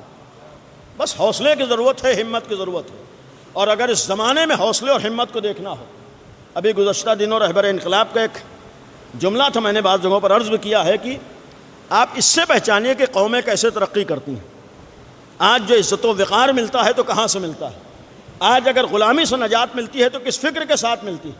یعنی خالی دعووں سے غلامی سے نجات نہیں ملتی ہے، خالی نعرے لگا دینے سے آدمی ترقی نہیں کرتا ہے، بلکہ جہاں فکر ہوتی ہے وہیں آدمی کامیاب ہوتا ہے۔ جب فکروں کی بات کریں، آج ہمارے اعتبار سے یہ باتیں ناممکنات میں آ جاتی ہیں، لیکن رہبر انقلاب نے ابھی گزشتہ دنوں ایک بات کہی کہ میں یہ چاہتا ہوں کہ انشاءاللہ 50 سال کے بعد، اب آپ سوچئے اتنی دور کی آج ہمارا فقیہ سوچتا ہے، اور ایسے ہی لوگ کامیاب ہوتے ہیں۔ آج بعض چیزیں آپ اپنے درمیان دیکھ رہے ہیں، یہ نہ سوچئے 2-4 دن کا نتیجہ ہے، یہ جو بعض حالات آپ مشاہدہ کر رہے ہیں یہ 10-20 سال کا نتیجہ نہیں ہے، یہ 100 سال پہلے منصوبے بنے تھے جن کا انجام آج سامنے آ رہا ہے۔ یعنی آج آپ غور کیجئے، تاریخ پڑھیے، جو 100 سال پہلے لوگوں نے سوچا تھا آج وہاں تک پہنچے ہیں۔ آج اگر باطل 100 سال پرانے پہلے منصوبہ بنا سکتا ہے تو کیا حق والے 150 سال کے بعد کے لیے منصوبہ نہیں بنا سکتے ہیں؟ یقیناً بنا سکتے ہیں، لیکن احساس ہونا چاہیے۔ جو رہبر انقلاب کا ایک جملہ تھا، ابھی گزشتہ دنوں نے ایک بات کہی کہ میں یہ چاہتا ہوں کہ ہماری قوم، ہمارے جوان محنت کر کے علمی میدانوں میں وہاں تک پہنچیں کہ کسی بھی علمی تحقیق اور ریسرچ کو پڑھنے کے لیے دنیا کا ہر آدمی فارسی زبان سیکھنے پر مجبور ہو جائے۔ اسے کہتے ہیں حوصلہ، اسے کہتے ہیں ہمت، اور جب رہبر کا یہ حوصلہ ہمت ہوتا ہے تبھی قوم آگے بڑھا کرتی ہے۔ آج ہمارے اس حد تک ہم آگے بڑھیں، آج ہمارا یہ جذبہ ہونا چاہیے۔ آج اگر مثال کے طور پر بات ہو کہ اچھا کالج ہمارا ہو تو اکثریت ہمارے درمیان یہ کہتی ہے تو ہمارے ناممکن ہے۔ بھائی ناممکن ہمارے نہیں، آج ہم اینٹ رکھیں گے، ہو سکتا ہے 10-20 سال کے بعد اس میں اضافہ ہو جائے۔ آج ہم کم از کم اپنا ذہن بنائیں گے تو 10-20 سال کے بعد اس پر عمل ہوگا۔ جب آج ہم ذہنی بنانے پہ تیار نہیں ہیں، آج کم از کم اتنی فکر تو ہو، آج کم از کم اتنا ذہن تو ہو، آج کم از کم اتنی آمادگی تو ہو، ہمیں 50 سال میں کہاں پہنچنا ہے۔ آج اگر دشمن آپ کے لیے 50 سال کا منصوبہ بنا رہا ہے کہ 50 سال میں انہیں غلام بنانا ہے، اگر آپ کے لیے آپ کا مخالف یہ منصوبہ بنا رہا ہے کہ 50 سال میں انہیں ذلت کی زندگی پر مجبور کرنا ہے، تب تو آج ہماری شرعی ذمہ داری ہو جاتی ہے کہ وہ منصوبہ بنائے کہ کیسے اپنے کو ذلت سے نجات دے سکتے ہیں۔ اور اس دور میں اتنا تو ثابت ہو ہی گیا کہ نہ تو مال سے عزت ملنے والی ہے، نہ دولت سے عزت ملنے والی ہے، نہ تعداد و پبلک سے عزت ملنے والی ہے۔ اگر عزت ملے گی تو علم کی بنیاد پر عزت ملے گی۔ آج تو ہم یقین کر لیں اگر عزت ملے گی، اس لیے کہ دنیا کی طاقتیں سب سے زیادہ یہ چاہتی ہیں کہ علی والوں کو غلام بنا لیا جائے، اس لیے کہ یہاں تک پہنچتے پہنچتے دنیا کی ہر استعماری طاقت کو اتنا یقین ہو گیا ہے کہ اگر علی والوں نے سر جھکا دیا تو دنیا کا ہر انسان ہمارے آگے سر جھکا دے گا۔ یہ دنیا کے ہر آدمی کو یقین ہے، اگر علی والے سر جھکا دیں تو ہر آدمی سر جھکا دے گا۔ لہذا سب سے زیادہ کوشش علی والوں کے سر جھکانے کی، اس لیے کہ علی والوں کا ایک معاملہ یہ ہے، نہ تو وہ خود سر جھکاتے ہیں اور نہ آس پاس والوں کو سر جھکانے دیتے ہیں، یعنی خود ہی سر اٹھا کے نہیں جیتے ہیں بلکہ دوسروں کو بھی حوصلہ دیتے ہیں۔ آج یہ جو حماس کو 2 سال سے حوصلہ ملا ہے یہ علی والوں نے حوصلہ دیا ہے۔ آج یہ مختلف جگہوں پر جو آپ کو ہمت نظر آ رہی ہے یہ علی والوں کی دی ہوئی ہمت ہے۔ یعنی اگر یہ علی والے آگے نہ بڑھے ہوتے تو آج یہ ہمارے سامنے مناظر نہ ہوتے۔ یہ بھی ایک حوصلہ ہے، اور حوصلہ اس وقت ہوتا ہے جب آدمی علمی میدانوں میں آگے بڑھتا ہے۔ آج ضرورت ہے کہ ہم علم حاصل کریں، اپنے کالج ہوں، اپنے بہرحال یہاں تک کہ اب تو ہمیں یہ سوچنا چاہیے کہ ہمارے شہروں میں اپنے یونیورسٹیز ہونا چاہیے۔ یہ بھی کوئی بڑی چیز نہیں ہے، اتنے بڑے شہر میں اگر ہم اس بات کی کوشش کریں تو ناممکن نہیں ہے، اور آج ضرورت ہے کہ ہم اس راستے میں آگے بڑھیں۔ اور یقین رکھیے کہ آج اگر ہم نے اپنی فکر بنا لی تو 40-50 سال کے بعد اسی شہر کے اندر آپ کے اپنے یونیورسٹی بھی ہوں گی اور آپ کے اپنے کالج بھی ہوں گے۔ لیکن شرط ہے کہ آج ہماری اس فکر ہو، آج ہمارا احساس ہو، اور خصوصیت سے بات آئی تو عرض کروں گا کم از کم ہم یہ کوشش کریں کہ ہماری بیٹیوں کے لیے مخصوص کالج یونیورسٹیز ہوں، اس لیے کہ اپنے بچے اور بیٹے تو پھر بھی کسی حد تک اپنے کو بچا لے جاتے ہیں، لیکن آج کے دور میں آسان نہیں ہے کہ آپ کی بیٹیاں اپنی پہچان کے ساتھ کسی علمی مرکز تک پہنچ جائیں، اس لیے کہ جو حالات بنائے جا رہے ہیں اس میں آسان نہیں ہوگا کہ اپنی علمی پہچان کے ساتھ آپ اپنی دینی پہچان کے ساتھ آپ آگے بڑھ سکیں، اور یہ ہمارے اوپر واجب ہے کہ ہم کہیں جائیں تو اپنی دینی پہچان کے ساتھ جائیں۔ یہ پابندی کا معاملہ نہیں ہے، یہ سختی کا معاملہ نہیں ہے، یہ اپنی شان کا معاملہ ہے کہ اگر ہمیں فخر ہے کہ ہم علی والے ہیں، اگر ہمیں فخر ہے کہ جناب سیدہ کے چاہنے والے ہیں، تو خالی اپنے گھروں اور مجلسوں میں فخر نہ کریں بلکہ جہاں بھی جائیں شان سے یہ کہیں کہ ہم غلام علی ہیں اور کنیز سیدہ ہیں۔ اور اس کے لیے ظاہر سی بات ہے کہ جب ہمارا پہناوا ہوگا تبھی تو ہماری بیٹیاں فخر کر سکیں گی کہ ہم کنیز سیدہ ہیں، اس لیے کہ کنیزی خالی گھروں کے لیے نہیں ہے بلکہ میدانوں کے لیے بھی ہے۔ یعنی یہ اس کنیزی کا معاملہ، اور کنیزی اسی وقت حفاظت ہوگی جب ہمارے اپنے بات تھی علم کی، اور عرض کیا کہ 2 طرح کے علوم ہیں، ایک علم ہے ایک علم دین، اس کو بھی ہم اہمیت دیں، کوشش کریں کہ یہ بھی ہمارے مد نظر رہے۔ اور جب بات آ گئی تو ایک جملہ اس حوالے سے کہ آج تھوڑا بہت احساس ہوا ہے اور توجہ ہوئی ہے، خیال ہوا ہے کہ آج پڑھنا چاہیے، جہاں بہت سے شکوے ہیں، جہاں بہت سے شکایات ہیں، جہاں بہت سے گلے ہیں، وہیں اس بات کا شکریہ اور فخر بھی ہونا چاہیے کہ ہماری قوم میں الحمدللہ بہت سے ایسے بچے ہیں جنہوں نے واقعاً محنت کی ہے۔ کبھی کبھی ہم لوگ شکوے میں ایسے لوگوں کو بھول جاتے ہیں۔ نہیں، ایسا نہیں ہے کہ ہمارا میدان خالی ہو، خدا کا احسان و کرم ہے کہ ہماری قوم میں ایسے نوجوان ہیں جو آج محنت کر رہے ہیں، آج ایسے نوجوان ہیں جو آگے بڑھ رہے ہیں، لیکن وہ چند نوجوان کافی نہیں ہیں، بلکہ اس تعداد میں ہونا چاہیے جہاں ہم دکھائی دے رہے ہیں۔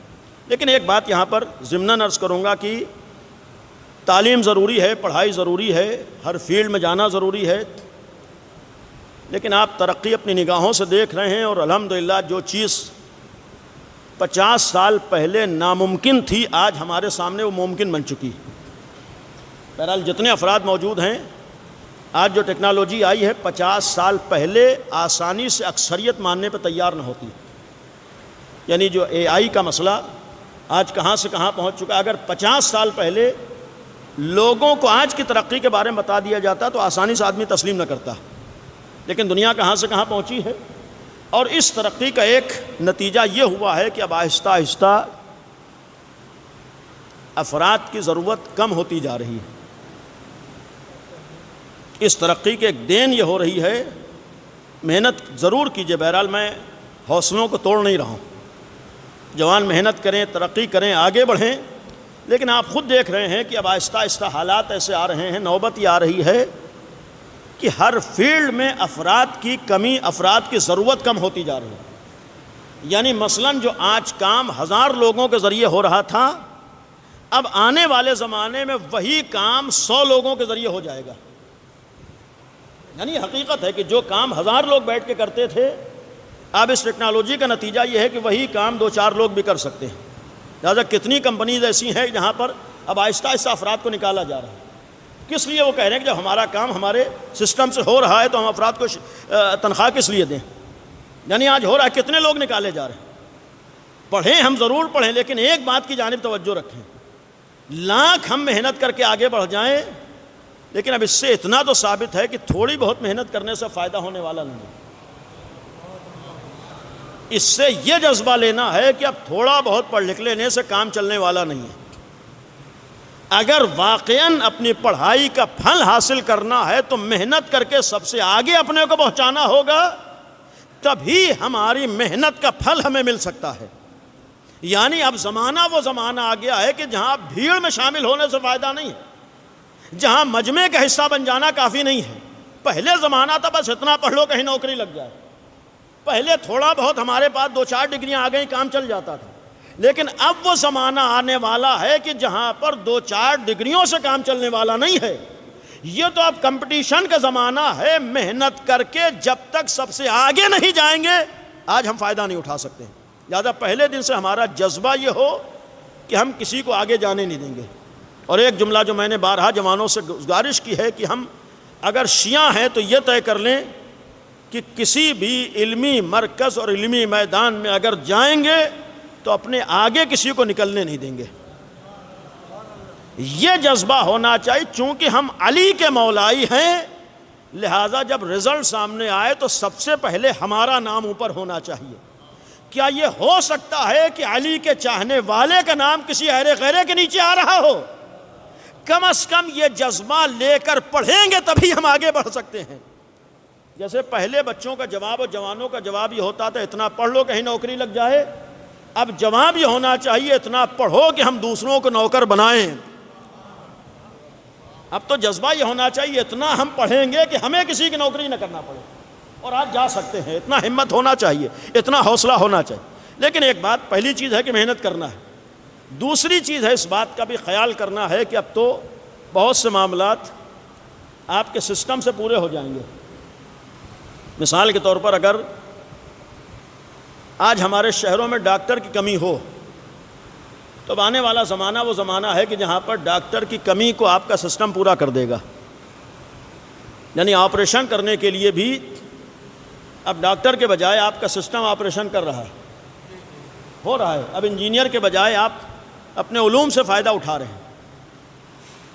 یعنی آج وہ سارے کام دوسرے ذرائع سے بھی ہو جاتے ہیں. یعنی اگر لوگ ڈاکٹر نہ بنے تو ہمارا کام رکنے والا نہیں ہے. اتنا تو مسلم ہے آج دوسروں سے کام ہو جائے گا. اور یہاں تک بھی حقیقت ہے کہ مثلاً اگر ہم لوگ نہ پڑھیں, ہم مثال کے طور پر ہماری قوم سے کوئی ڈاکٹر نہ بنے, تو ایسا نہیں ہے کہ ہمارا علاج نہیں ہو سکتا ہے. اگر ہماری قوم سے کوئی انجینئر نہ ہو تو ایسا نہیں ہے کہ ہمارا کوئی کام نہیں ہو پائے گا. ولو دوسروں کے آگے جھکنا پڑے لیکن کام تو چلا لے جائیں گے. ہو سکتا ہے دوسروں کے آگے تھوڑا بہت شرمندہ ہونا پڑے لیکن ہمارا کام چل جائے گا. لیکن کم از کم اس بات کا یقین رکھیں کہ ہر فیلڈ میں تو ہم کام ادھر ادھر سے چلا لے جائیں گے لیکن کبھی بھی اپنے دین کی ضرورتوں کو ادھر ادھر سے پورا نہیں کر سکتے. یہ جملہ ہمیشہ نگاہوں میں رہے کہ ہر فیلڈ کی ضرورت دوسروں سے پوری ہو جائے گی لیکن کبھی بھی علم دین کی ضرورت دوسروں سے پوری نہیں ہو سکتی. یا اور صراحت سے ایک جملہ عرض کروں کہ ہر فیلڈ کے پڑھے لکھے افراد دوسرے مذہب کے ہوں تو ہمارا کام چل جائے گا, لیکن اگر اپنے دین کا علم رکھنے والا اپنے مذہب کا نہ ہو تو کبھی ہمارا کام چل نہیں سکتا ہے. آج ہمارے دینی ضرورتیں کسی بھی مذہب کا عالم ہمارے یہاں نماز نہیں پڑھا سکتا ہے. کسی بھی دھرم کا رہنما آج ہمارا نکاح نہیں پڑھا سکتا ہے. یعنی یہ یقین رکھیے کچھ ایسے کام ہیں جس کے لیے مولوی صاحب کا ہونا ضروری ہے. یعنی کچھ ایسی ہماری ضرورتیں ہیں جو بغیر مولانا صاحب کے پوری ہونے والی نہیں ہیں. تو جہاں آج قوم کو احساس ہوا ہے کہ ہمارے ہاں ڈاکٹر ہونے چاہیے, جہاں قوم کو احساس ہوا ہے کہ ہمارے یہاں انجینئر ہونا چاہیے, جہاں قوم کو احساس ہوا ہے کہ ہر فیلڈ کا ماہر ہمارے یہاں ہونا چاہیے, ویسے ہی قوم کو یہ احساس رہے کہ ہمارے ہاں عالم دین بھی ہونا چاہیے. بھائی عالم دین کی ضرورت ادھر ادھر سے پوری نہیں ہوگی. آج اگر قدیری ہیں تو اس بات کا احساس رہے کہ قدیری ضرورتوں کو پورا کرنے کے لیے عالم دین ہونا ضروری ہے. اور جب تک ہمارے دین کا عالم نہ ہو, آج نہ ہمارے دنیا کا کام چل سکتا ہے نہ آخرت کا کام چل سکتا ہے. لہٰذا اس کی بھی ہم خیال کریں اور انشاءاللہ اس کی جانب توجہ رہے. اور جیسے ہر فیلڈ میں اپنے بچوں کو بھیج رہے ہیں, علم دین کے لیے بھی اپنے بچوں کو بھیجیں. یقیناً کوتاہیاں ہیں, یقیناً کمیاں ہیں, یقیناً مسائل ہیں, لیکن جب ہم توجہ دیں گے تبھی مسائل حل ہوتے ہیں. کبھی کبھی بے توجہی کی وجہ سے مسائل زیادہ بڑھتے ہیں. کوئی یہ دعویٰ نہیں کر سکتا ہے کہ ہم صاحب عصمت ہیں. بھائی کوتاہیاں ہر آدمی سے ہوتی ہیں. ایک عالم دین سے بھی کوتاہیاں ہو سکتی ہیں, ایک ذمہ دار سے بھی کوتاہیاں ہو سکتی ہیں, لیکن کوتاہیوں کا جواب کنارہ کشی نہیں ہوا کرتا ہے. کم از کم ہم اپنی ضرورتوں کو پورا کریں. اور ایک آج ہماری ضرورت اور ہماری ذمہ داری یہ ہے کہ جہاں دینی ضرورتوں کو پورا کرنے کے لیے آگے بڑھیں ویسے ہی اپنے بچوں کو علم دین کے لیے ضرور بھیجیں. اگر آج ہم نے اپنے بچوں کو علم دین کے لیے نہیں بھیجا تو اس وقت جس تعداد میں لوگ علم دین کی طرف جا رہے ہیں, انصاف سے بتائیے 50 سال کے بعد کیا ہوگا؟ اس کے اوپر کبھی غور کیجئے. 50 سال کے بعد آپ کی دینی ضرورتیں کیسے پوری ہوں گی؟ اور جبکہ سب سے زیادہ ہم کو خطرہ دین کے حوالے سے ہے. سب سے زیادہ مسئلہ ہمارا دینی مسئلہ ہے. سب سے زیادہ جو حملے ہیں وہ دین کے سلسلے میں, سب سے زیادہ مخالفت ہے وہ دین کے سلسلے میں, سب سے زیادہ انتشار ہے دین کے سلسلے میں. جب سب سے زیادہ مسئلہ دین کا ہے تو آج تو سب سے زیادہ توجہ ہمارے ہاں دین کے اوپر ہونا چاہیے تھا. اگر مثال کے طور پر کوئی ہمارے جیسا عالم آپ کی نظر میں صحیح نہ ہو تو اس کا مطلب یہ نہیں ہوتا ہے کہ ہم بالکل کنارے ہو جائیں گے. نہیں, ہر میدان میں ہر طرح کے افراد ہوا کرتے ہیں. ہر میدان میں اچھے لوگ بھی ہوتے ہیں, ہر میدان میں برے لوگ بھی ہوتے ہیں. بھائی یہ تو ہماری فکر اور ہماری نظر کا معیار ہوتا ہے کہ ہم کیسے لوگوں کو بنیاد بناتے ہیں. کچھ لوگوں کی نگاہوں میں خالی برے افراد ہوا کرتے ہیں اور کچھ لوگ صحیح نگاہ کے بنیاد پر برے کو برا سمجھتے ہیں اور صحیح کو صحیح سمجھتے ہیں. بھائی ہر فیلڈ میں نہ اچھے لوگ ہیں نہ اچھے برے. اسی ڈاکٹری کا معاملہ تھا. ایسا نہیں ہے کہ ہر ڈاکٹر عادل صاحب جیسا ہے, اور آپ سب اس کے گواہ ہیں. جو خوبیاں, جو اچھائیاں, جو جذبہ ڈاکٹر عادل میں تھی, کیا وہی جذبہ آج 100% ڈاکٹروں میں پایا جاتا ہے؟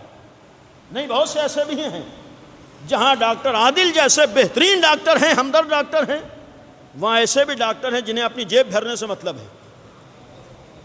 جہاں ڈاکٹر عادل جیسا ایک انسان ہے جو اپنی جیب کی فکر نہیں کرتا تھا, سامنے والے کی ضرورت کی فکر کرتا تھا. اگر ان کے پاس کوئی ضرورت مند چلا گیا تو انہوں نے پیسے کو نہیں دیکھا ہے، اس کی ضرورت کو پورا کیا ہے، یعنی اپنے شعبے کی اصل ذمہ داری کو پورا کیا ہے۔ اور اسی کے مقابلے میں آج کتنے ڈاکٹر ہیں سامنے والا مر جائے ان کی بلا سے، انہیں تو جو معین فیس ہے وہ چاہیے۔ اسے انسانیت نہیں کہا جاتا ہے، اسے دین نہیں کہا جاتا ہے۔ جیسے ہر فیلڈ میں ایسے افراد ہیں، ویسی ہو سکتا ہے علم دین میں بھی ایسی افراد ہوں۔ جہاں کچھ لوگ ایسے ہیں جو آج قوم کی ضرورتوں کو پورا کر رہے ہیں، تو وہاں ہو سکتا ہے کچھ افراد ہمارے جیسے بھی ہوں جو قوم کو لوٹنے کی فکر کر رہے ہوں۔ یہ تو ہم کو دیکھنا ہے کس کو آگے بڑھانا ہے۔ ظاہر سی بات ہے، سماج میں اگر کوئی جھولا چھاپ ڈاکٹر دکان کھول کر چل بیٹھ جائے تو اس کی دکان چلے گی تو اسی وقت جب پبلک اس کے ہاں جا رہی ہوگی۔ جیسے کسی جھولا چھاپ ڈاکٹر کی دکان اسی وقت چلتی ہے جب پبلک اسے بڑھاوا دیتی ہے، ویسے ہی جاہل اسی وقت بڑھتا ہے جب پبلک اسے بڑھاوا دیتی ہے۔ اگر ہمیں اس بات کا احساس ہو جائے کہ اگر نزلے کی دوا لینا ہے تو اچھا ڈاکٹر ہونا چاہیے، ویسے اس بات کا احساس ہونا چاہیے کہ اگر دین لینا ہے تو عالم دین ہونا چاہیے۔ وہاں کھانسی کی دوا لینا ہو تو 10 لوگوں سے پوچھتے ہیں کہ کس کے ہاں سے دوا لیں، اور یہاں مکمل دین کا معاملہ ہوتا ہے، کون فنکاری دکھائے گا، کون ہنر دکھائے گا، کس کی شہرت ہے، کس کی ڈیمانڈ زیادہ ہے، کس کا مطالبہ زیادہ ہے۔ بھائی جب خود ہمارے انجام ہی ہوگا تو اس کا نتیجہ تو ہمارے سامنے ہے۔ اور اسی لیے بہت معذرت سے ایک بات عرض کرتے ہوئے ختم کروں گا کہ جیسے ہمارے جیسے لوگوں کی کمیاں ہیں، یقیناً ہمارے جیسے لوگ ذمہ دار ہیں کہ آج بہت سے فائدے نہیں ہیں۔ اتنی دیر میں نے آپ کے سامنے گفتگو کی، انصاف سے بتائیے کون سی علمی بات آپ کو بتائی ہے، کون سا آپ کو فائدہ پہنچایا ہے؟ ظاہر سی بات اگر ہمارے پاس علم ہوگا تبھی تو ہم آپ کو علم دیں گے، جب خود ہمارے پاس علم نہیں ہے تو آپ کو علم کیا دیں گے؟ اور مسئلہ یہاں پر یہ ہے کہ اگر ہم نے آپ کا 1 گھنٹہ برباد کیا ہے تو ہم ذمہ دار بعد میں ہیں، وہ ذمہ دار پہلے ہے جس نے ہم کو ممبر پہ بٹھایا ہے۔ بھائی ہم اس بات کا بھی تو خیال کریں کہ اگر میں یہاں آ کر ذمہ دار ہوں تو میں خود سے ممبر پہ نہیں بیٹھا ہوں۔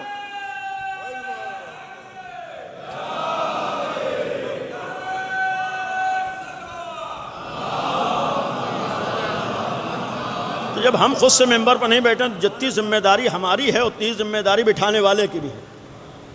البتہ اس میں تیسرا شعبہ بھی خالی نہیں ہے، یعنی جیسے پڑھنے والا ذمہ دار ہے، بٹھانے والا ذمہ دار ہے، ویسے سننے والا پہ تو ذمہ دار ہے۔ بھئی آپ نہ بیٹھ کے سنیے گا تو ہم سنائیں گے کس کو؟ یعنی بھئی آپ بیٹھ کے نہ سنیے گا تو ہم سنائیں گے کس کو؟ اگر یہ احساس ہو کہ کس سے سننا ہے تب شاید ہمارے جیسوں کو احساس ہو جائے کچھ پڑھ کے آنا ہے۔ یعنی اگر یہ احساس ہو جائے کہ ہم کچھ صاحب علم ہیں، صاحب فکر ہیں، کچھ علم لینا چاہتے ہیں۔ ظاہر سی بات ہے اگر ٹیچر کو معلوم ہو جائے کہ بچے خالی خوش ہونے آئے ہیں تو وہ ٹہلتا ہوا آئے گا، 1 گھنٹہ پڑھا کے چلا جائے گا۔ لیکن اگر ٹیچر کو یہ احساس ہو جائے کہ پڑھے لکھے بچے سامنے بیٹھے ہیں، اگر ٹیچر کو احساس ہو جائے یہاں خالی خوش ہونے نہیں آئے ہیں، نعرے لگانے نہیں آئے ہیں، بلکہ یہ بچے علم لینے کے لیے آئے ہیں، تو جتنی دیر وہاں جائے گا، جتنی دفعہ جائے گا، محنت کر کے جا رہا ہوگا۔ اور ہر کلاس روم میں جانے والا ٹیچر یہ سوچ کے جائے گا جو کل پڑھایا ہے اسے آج ریپیٹ نہیں کرنا ہوگا۔ یہ معاملہ ٹیچر کے اوپر نہیں ہوتا ہے، یہ بیٹھنے والوں کے اوپر ہوتا ہے۔ کم از کم بیٹھنے والوں کو تو احساس ہو کہ ہمیں لینا کیا ہے۔ جب ہمیں خود احساس نہ ہو تو دینے والے کو احساس نہیں ہو سکتا ہے۔ ایک صلوات پڑھ دیے بار محمد و آل محمد۔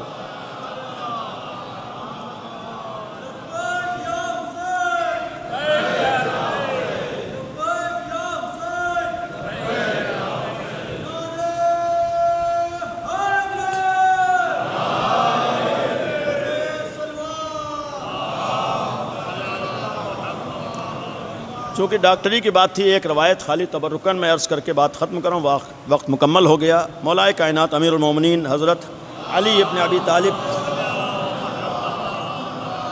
علیہ السلام کی ایک روایت ہے، صرف تبرکن، چونکہ ڈاکٹر صاحب کے اصالہ صاحب کی مجلس سے لہذا اصل موضوع یہی تھا، وہ نامکمل رہ گیا۔ وقال الاسبق ابن نباتہ، مولا کے چاہنے والے ہیں اسبق ابن نباتہ، ان سے روایت ہے، وہ فرماتے ہیں سمیت امیر المومنین علیہ السلام، میں نے مولا متقیان سے سنا، یقول لابنہ، امیر المومنین اپنے بیٹے سے فرمایا الحسن علیہ السلام، امام حسن مجتبیٰ علیہ السلام سے، یا بنیا میرے لال، الا اعلمک اربع کلمات، میرے لال کیا چاہتے ہو کہ میں تمہیں 4 ایسی باتیں بتا دوں تستغنی بہا عن الطب، جس سے تم ڈاکٹر سے بے نیاز ہو جاؤ. یعنی بہرحال ڈاکٹر حضرات یہ نہ گھبرائیں کہ پھر ہمارا نہیں، بہرحال یہ امیر المومنین کا جملہ ہے کہ کیا یہ چاہتے ہو میں تمہیں 4 ایسی باتیں بتا دوں جس کی وجہ سے تم ڈاکٹروں سے بے نیاز ہو جاؤ. امام نے فرمایا مولا بابا جان فقال بلا، آپ فرمائیے وہ کون سی باتیں ہیں. اس طرح کی اور بھی روایتیں، لیکن اس روایت میں امیر المومنین نے فرمایا قال لا تجلس علی الطعام الا وانت جائع، جب تک بھوک نہ لگی ہو اس وقت تک دسترخوان پہ نہ بیٹھو. یہ امیر المومنین کا جملہ، اگر چاہتے ہو کہ بیماریوں سے بچے رہو، اگر چاہتے ہو تمہیں ڈاکٹر کی ضرورت نہ ہو، اگر چاہتے ہو تمہیں دواؤں کی ضرورت نہ ہو، تو ان 4 باتوں کا خیال کر لو. پہلی بات، جس بات کا خیال کرو کہ جب تک بھوک نہ لگے اس وقت تک دسترخوان پہ نہ بیٹھو. آج ہمارے ہاں فل ہو چکے ہیں، اس کے بعد بھی کوشش کرتے ہیں کہ جتنی جگہ بچی ہے وہ خالی نہ رہنے پائے. آج ہوتا ہے کہ آج ہمارے ہاں اور ہمارے اسلامی نقطہ نظر سے واقعاً دیکھیں تو 2 مرتبہ کھانا کھانا چاہیے. اب تو ایک ہی ٹائم میں 2 مرتبہ ہوتا ہے. آپ شادیوں میں جائیے، ایک ہی ٹائم میں 2 مرتبہ ہمیں کھانا کھانا ہے. نام اگر نام الگ رکھ دیا جائے تو جہاں تو شکم میں رہا ہے. ظاہر سی بات ہے کہ جتنا بھی ہم اس کا نام بدل لیں اسٹارٹر ہے، لیکن جہاں تو ہمارے شکم میں رہا ہے. اب ظاہر سی بات جب جا رہا ہے تو اپنا اثر بھی دکھائے گا. اسی لیے جس محلے میں جتنے زیادہ میرج ہال ہیں اتنی ہی زیادہ وہاں ہاسپٹل بھی دکھائی دے رہے ہیں. یہ بھی ایک قابل غور چیز ہے کہ جس علاقے میں جتنے زیادہ میرج ہال ہیں اتنے ہی زیادہ ہاسپٹل بھی ہیں. یہ دونوں چیزیں ساتھ ہونا یہ ہمارے لیے ایک درس بھی ہے. مولا نے فرمایا دوسری چیز ہے ولا تقم عن الطعام الا وانت تشتہی، دیکھو ابھی بھوک باقی رہے دسترخوان چھوڑ دو. روایت ہے کہ پیٹ بھر کے کھانا نہ کھاؤ. اور یہاں تک ایک روایت کا مفہوم یہ بھی ہے کہ اپنے شکم کے 3 حصے کرو. 1/3 کھانے سے بھرو، 1/3 پانی کے لیے چھوڑو، اور 1/3 سانس کے لیے چھوڑو. یہ کسی کا جملہ ہے کہ ہمارے ہاں وہ تینوں حصے ہم کھانے سے بھر لیتے ہیں، پانی کے لیے سوچتے ہیں خود بخود وہ کہیں ادھر ادھر جگہ بنا ہی لے گا، اور سانس کا تو معاملہ ہے کہ آئی نہ آئی کوئی مسئلہ نہیں ہے. لیکن یہ مولا کا جملہ ہے کہ بھوک باقی رہے، اگر چاہتے ہو بیماری تمہیں نہ گھیرے تو بہرحال اس سے پہلے اٹھ جاؤ. تیسری چیز فرمائی وجود المضغ، چبا کر کھاؤ. یہ بھی ایک ہمارا اسلامی تہذیب بھی ہے اور مولا کا ایک پیغام بھی ہے، اور صرف ڈاکٹر نہیں کہتے ہیں. ایک بات عرض کروں گا، آج جتنی باتیں ڈاکٹر کہتے ہیں اس سے زیادہ ہمارے ائمہ معصومین 1400 سال پہلے کہہ چکے ہیں. آپ یہ نہ سوچیں کہ نئی ریسرچ ہے، یہ تو امام پہلے ہی بیان کر چکے ہیں. یہ ہم لوگوں نے اپنے دین کو اہمیت نہیں دی ہے جس کا انجام یہ ہے. آہستہ آہستہ ڈاکٹر کی بات سمجھ میں آتی ہے. 1400 سال سے جو مولا کہہ رہا تھا وہ سمجھ میں نہیں آتی. آج ڈاکٹر کہے کہ صبح اٹھ کے 5 بجے سے ٹہلنا شروع کر دیجیے تو وہ تو سمجھ میں آ جائے گا کہ 2 گھنٹہ ٹہلنا ہے. اور ہمارا دین 1400 سال سے کہہ رہا ہے کہ اگر تم خالی پنجگانہ نماز کے عادی ہو جاؤ تو بہت سی بیماریوں سے بچے رہو گے. تو یہ بھی تو ہمارے لیے ہے کس وقت اٹھو کس وقت سو. لہٰذا تیسری چیز فرمائی کی چبا کر کھانے کی عادت ڈالو. دیکھیے اس کا بھی ایک مسئلہ ہے، جلدی میں عرض کر دوں کہ دیکھیے جو اللہ نے نظام بنایا ہے اگر اس نظام کے حساب سے چلیں گے تب ہمارے لیے مشکلات نہیں کھڑی ہوں گی. اللہ کا نظام یہ ہے کہ دانت سخت بنائے اور آنتوں کو نرم بنایا ہے. تو جب ہم دانتوں والا کام دانت سے لیں گے اور اس کے بعد آنتوں سے آنتوں والا کام لیں گے تب بیماریاں نہیں بڑھیں گی. لیکن اگر ہم لوگ دانتوں والا کام اپنی آنتوں سے لینا چاہیں گے تو کبھی بھی آگے معاملہ نہیں بڑھ پائے گا. اور بہت سی بیماریوں کی ایک وجہ ہمارے ہاں یہ بھی ہے کہ ہم چبانے کے بجائے جلدی جلدی آنتوں کے حوالے سارا کھانا کر دیتے ہیں. جب پہلے ہی آنتیں نرم ہیں وہ دانتوں والا فریضہ ادا نہیں کر سکتی ہیں. تو ظاہر سی بات جتنے دن تو معاملہ کھینچ سکتی ہیں کھینچتی ہیں، اس کے بعد جواب دے بیٹھتی ہیں. لہٰذا مولا نے فرمایا تیسری چیز جس کا خیال کرو وہ ہے چبا کر کھاؤ. اور چوتھی چیز وَإِذَا نِمْتَ فَعَارِضْ نَفْسَكَ عَلِ الْخَلَا، سونے سے پہلے اپنے شکم کو خالی کر لو۔ اب اس کے کئی مفاہیم ہو سکتے ہیں، یا تو اتنی دیر پہلے کھاؤ کہ سونے سے پہلے ہضم ہو جائے، یا تو پہلے فراغت کی کوشش کرو۔ اور پھر فرمایا فَإِذَا اسْتَعْمَلْتَ هَذَا اسْتَغْنَيْتَ عَنِ الطِّبِّ، اگر تم نے اس فریضے کے اوپر عمل کر لیا تو تم پھر ڈاکٹری سے بے نیاز ہو جاؤ گے۔ دیکھنے میں بہت معمولی چیزیں ہیں، دیکھنے میں بہت آسان چیزیں ہیں، کم از کم یہی سوچ کے ہم عمل کر لیں کہ ہمارے مولا نے کہا، آج ہمارے مسائل کا حل ہے۔ اور یقیناً یہ آج جب ڈاکٹر جیسے افراد کی بات آئے، دعا کریں کہ اللہ ایسے ڈاکٹروں کو ان کی خدمتوں کا بہترین صلہ عطا کرے، اور جیسے خدمت گزار اور مخلص ڈاکٹر عادل تھے ویسے ہی دیگر ڈاکٹروں کو بھی اللہ اخلاص اور خدمت کی توفیق عنایت فرمائے۔ دیکھیے حقیقت ہے کہ آدمی چلا جاتا ہے لیکن اس کی شخصیت نہیں ختم ہوتی ہے۔ آج بھی جتنے لوگوں سے پوچھ لیجیے جو ڈاکٹر عادل کو جانتے تھے، مرنے کے بعد ان کا تذکرہ خیر سے کر رہے ہیں۔ اسی لیے مولانا نے جملہ فرمایا کہ لوگوں کے درمیان ایسے جیو کہ زندہ رہو تم سے ملنا چاہیں، اور جب تم چلے جاؤ تو تمہیں یاد رکھیں۔ اس کے لیے ظاہر سی بات جب تک خدمت خلق نہ ہو، دوسروں کا خیال نہ ہو، دوسروں کی فکر نہ ہو، نہیں ہو سکتا ہے۔ لہذا ڈاکٹر جیسے افراد دعا کریں کہ ہمارے ہاں بھی ہماری قوم میں اس سے اچھے ڈاکٹر ہوں۔ انشاءاللہ وہ زمانہ آئے کہ جہاں اس علی کے چاہنے والوں، امیر المومنین کے چاہنے والوں کے درمیان بھی ہر فیلڈ کے ماہرین ہوں اور ایسے افراد ہوں جو اپنی ضرورتوں کو پورا کر سکے۔ امیر المومنین نے خود پیغمبر کے لیے ایک جملہ فرمایا تھا کہ وہ طبیب دوار تھے، یعنی ایک ڈاکٹر جو جسم کی بیماریوں کا علاج کرتا ہے، اور ہمارا دین جسم کی بیماریوں کا بھی علاج کرتا ہے، روح کی بیماریوں کا بھی علاج کرتا ہے۔ یعنی ہمارا دین مذہب کا معنی یہ ہے کہ ہمارا جسم بھی سالم رہے، ہماری روح بھی سالم رہے، اور اسی لیے پیغمبر کے جملہ ہے کہ طبیب دوار تھے، یعنی پیغمبر دوسروں کے پاس جا جا کر ان کے دنیا اور آخرت کی فکر کرتے تھے۔ یہی کام اہل بیت نے کیا ہے، جس نے گھر گھر جا کر انسانیت کی فکر کی ہے۔ آج المیہ یہ ہے کہ دنیا اس نبی کو نہ پہچان سکی، آج المیہ ہے نوبت یہاں تک آئے کہ اگر اس سے عشق کی بات آئے تو بعض لوگوں کو اعتراض ہو۔ یہ اعتراض کرنے والوں کو بعد میں دیکھنا ہے، پہلے ہمیں غور کرنا ہے کس حد تک ہم نے ایسے عظیم نبی کو پہچانا ہے۔ اور اسی لیے یہ عرض کروں گا، اگر امیر المومنین کو ہم نے صحیح طور پر پہچان لیا ہوتا تو ہم نبی کریم کو پہچان لیتے، جس نے انسانیت کے لیے قربانیاں دی ہیں۔ پیغمبر نے جملہ فرمایا تھا، ہم نے انسانیت کے لیے جتنی زحمتیں برداشت کی ہیں کسی نبی نے زحمتیں برداشت نہیں کی، جتنا تکلیف سے میں گزرا ہوں کوئی نبی نہیں گزرا ہے، اس لیے کہ میرا مقصد، میرا مشن انسانیت کو کمال تک پہنچانا تھا۔ نبی کریم انسانیت کی بھلائی کے لیے آیا تھا، اس نے انسانیت کے لیے قربانیاں دی ہیں۔ آج یقین رکھیے انسانی اصول پیغمبر اکرم کے صدقے میں زندہ ہیں، آج انسانیت کا وقار ہمارے نبی کریم کے صدقے میں زندہ ہے۔ کاش ہم نبی کریم جیسی عظیم الشان شخصیت کو صحیح طور پر پہچان لیں۔ آج کاش نبی کریم کی عظمتوں سے ہم آشنا ہو جائیں، جس نے عالم بشریت کے لیے جو جو قربانیاں دی ہیں، اور یہ پیغمبر کی قربانیاں، اگر پیغمبر کے بعد بھی اس گھرانے نے قربانی دی ہے وہ بھی نبی کریم کی قربانیاں تھیں، چاہے وہ حضرت زہرا نے قربانی دی ہو وہ بھی نبی کی قربانی ہے، چاہے امیر المومنین نے قربانی دی ہو وہ بھی نبی کی قربانی ہے، چاہے کربلا میں حسین ابن علی نے قربانی دی ہو وہ بھی نبی کریم کی قربانی ہے۔ ان کی قربانیوں کا مقصد یہ تھا کہ انسانیت پہ آنچ نہ آنے پائے، چونکہ خدا کی جانب سے وہ آج کی زبان میں کہا جائے ڈاکٹر بنا کر بھیجے گئے تھے، یعنی وہ انسانیت کی بھلائی چاہتے تھے، انسانیت کو نقصانات سے بچانا چاہتے تھے، انہیں دنیا اور آخرت میں سالم دیکھنا چاہتے تھے، ان کی حفاظت کا فریضہ ادا کر رہے تھے۔ لہٰذا اس کے لیے انہوں نے اگر گلے کٹنے کی بات آئی ہے تو گلے کٹا دیے ہیں، لیکن انسانیت پہ آنچ نہیں آنے دی۔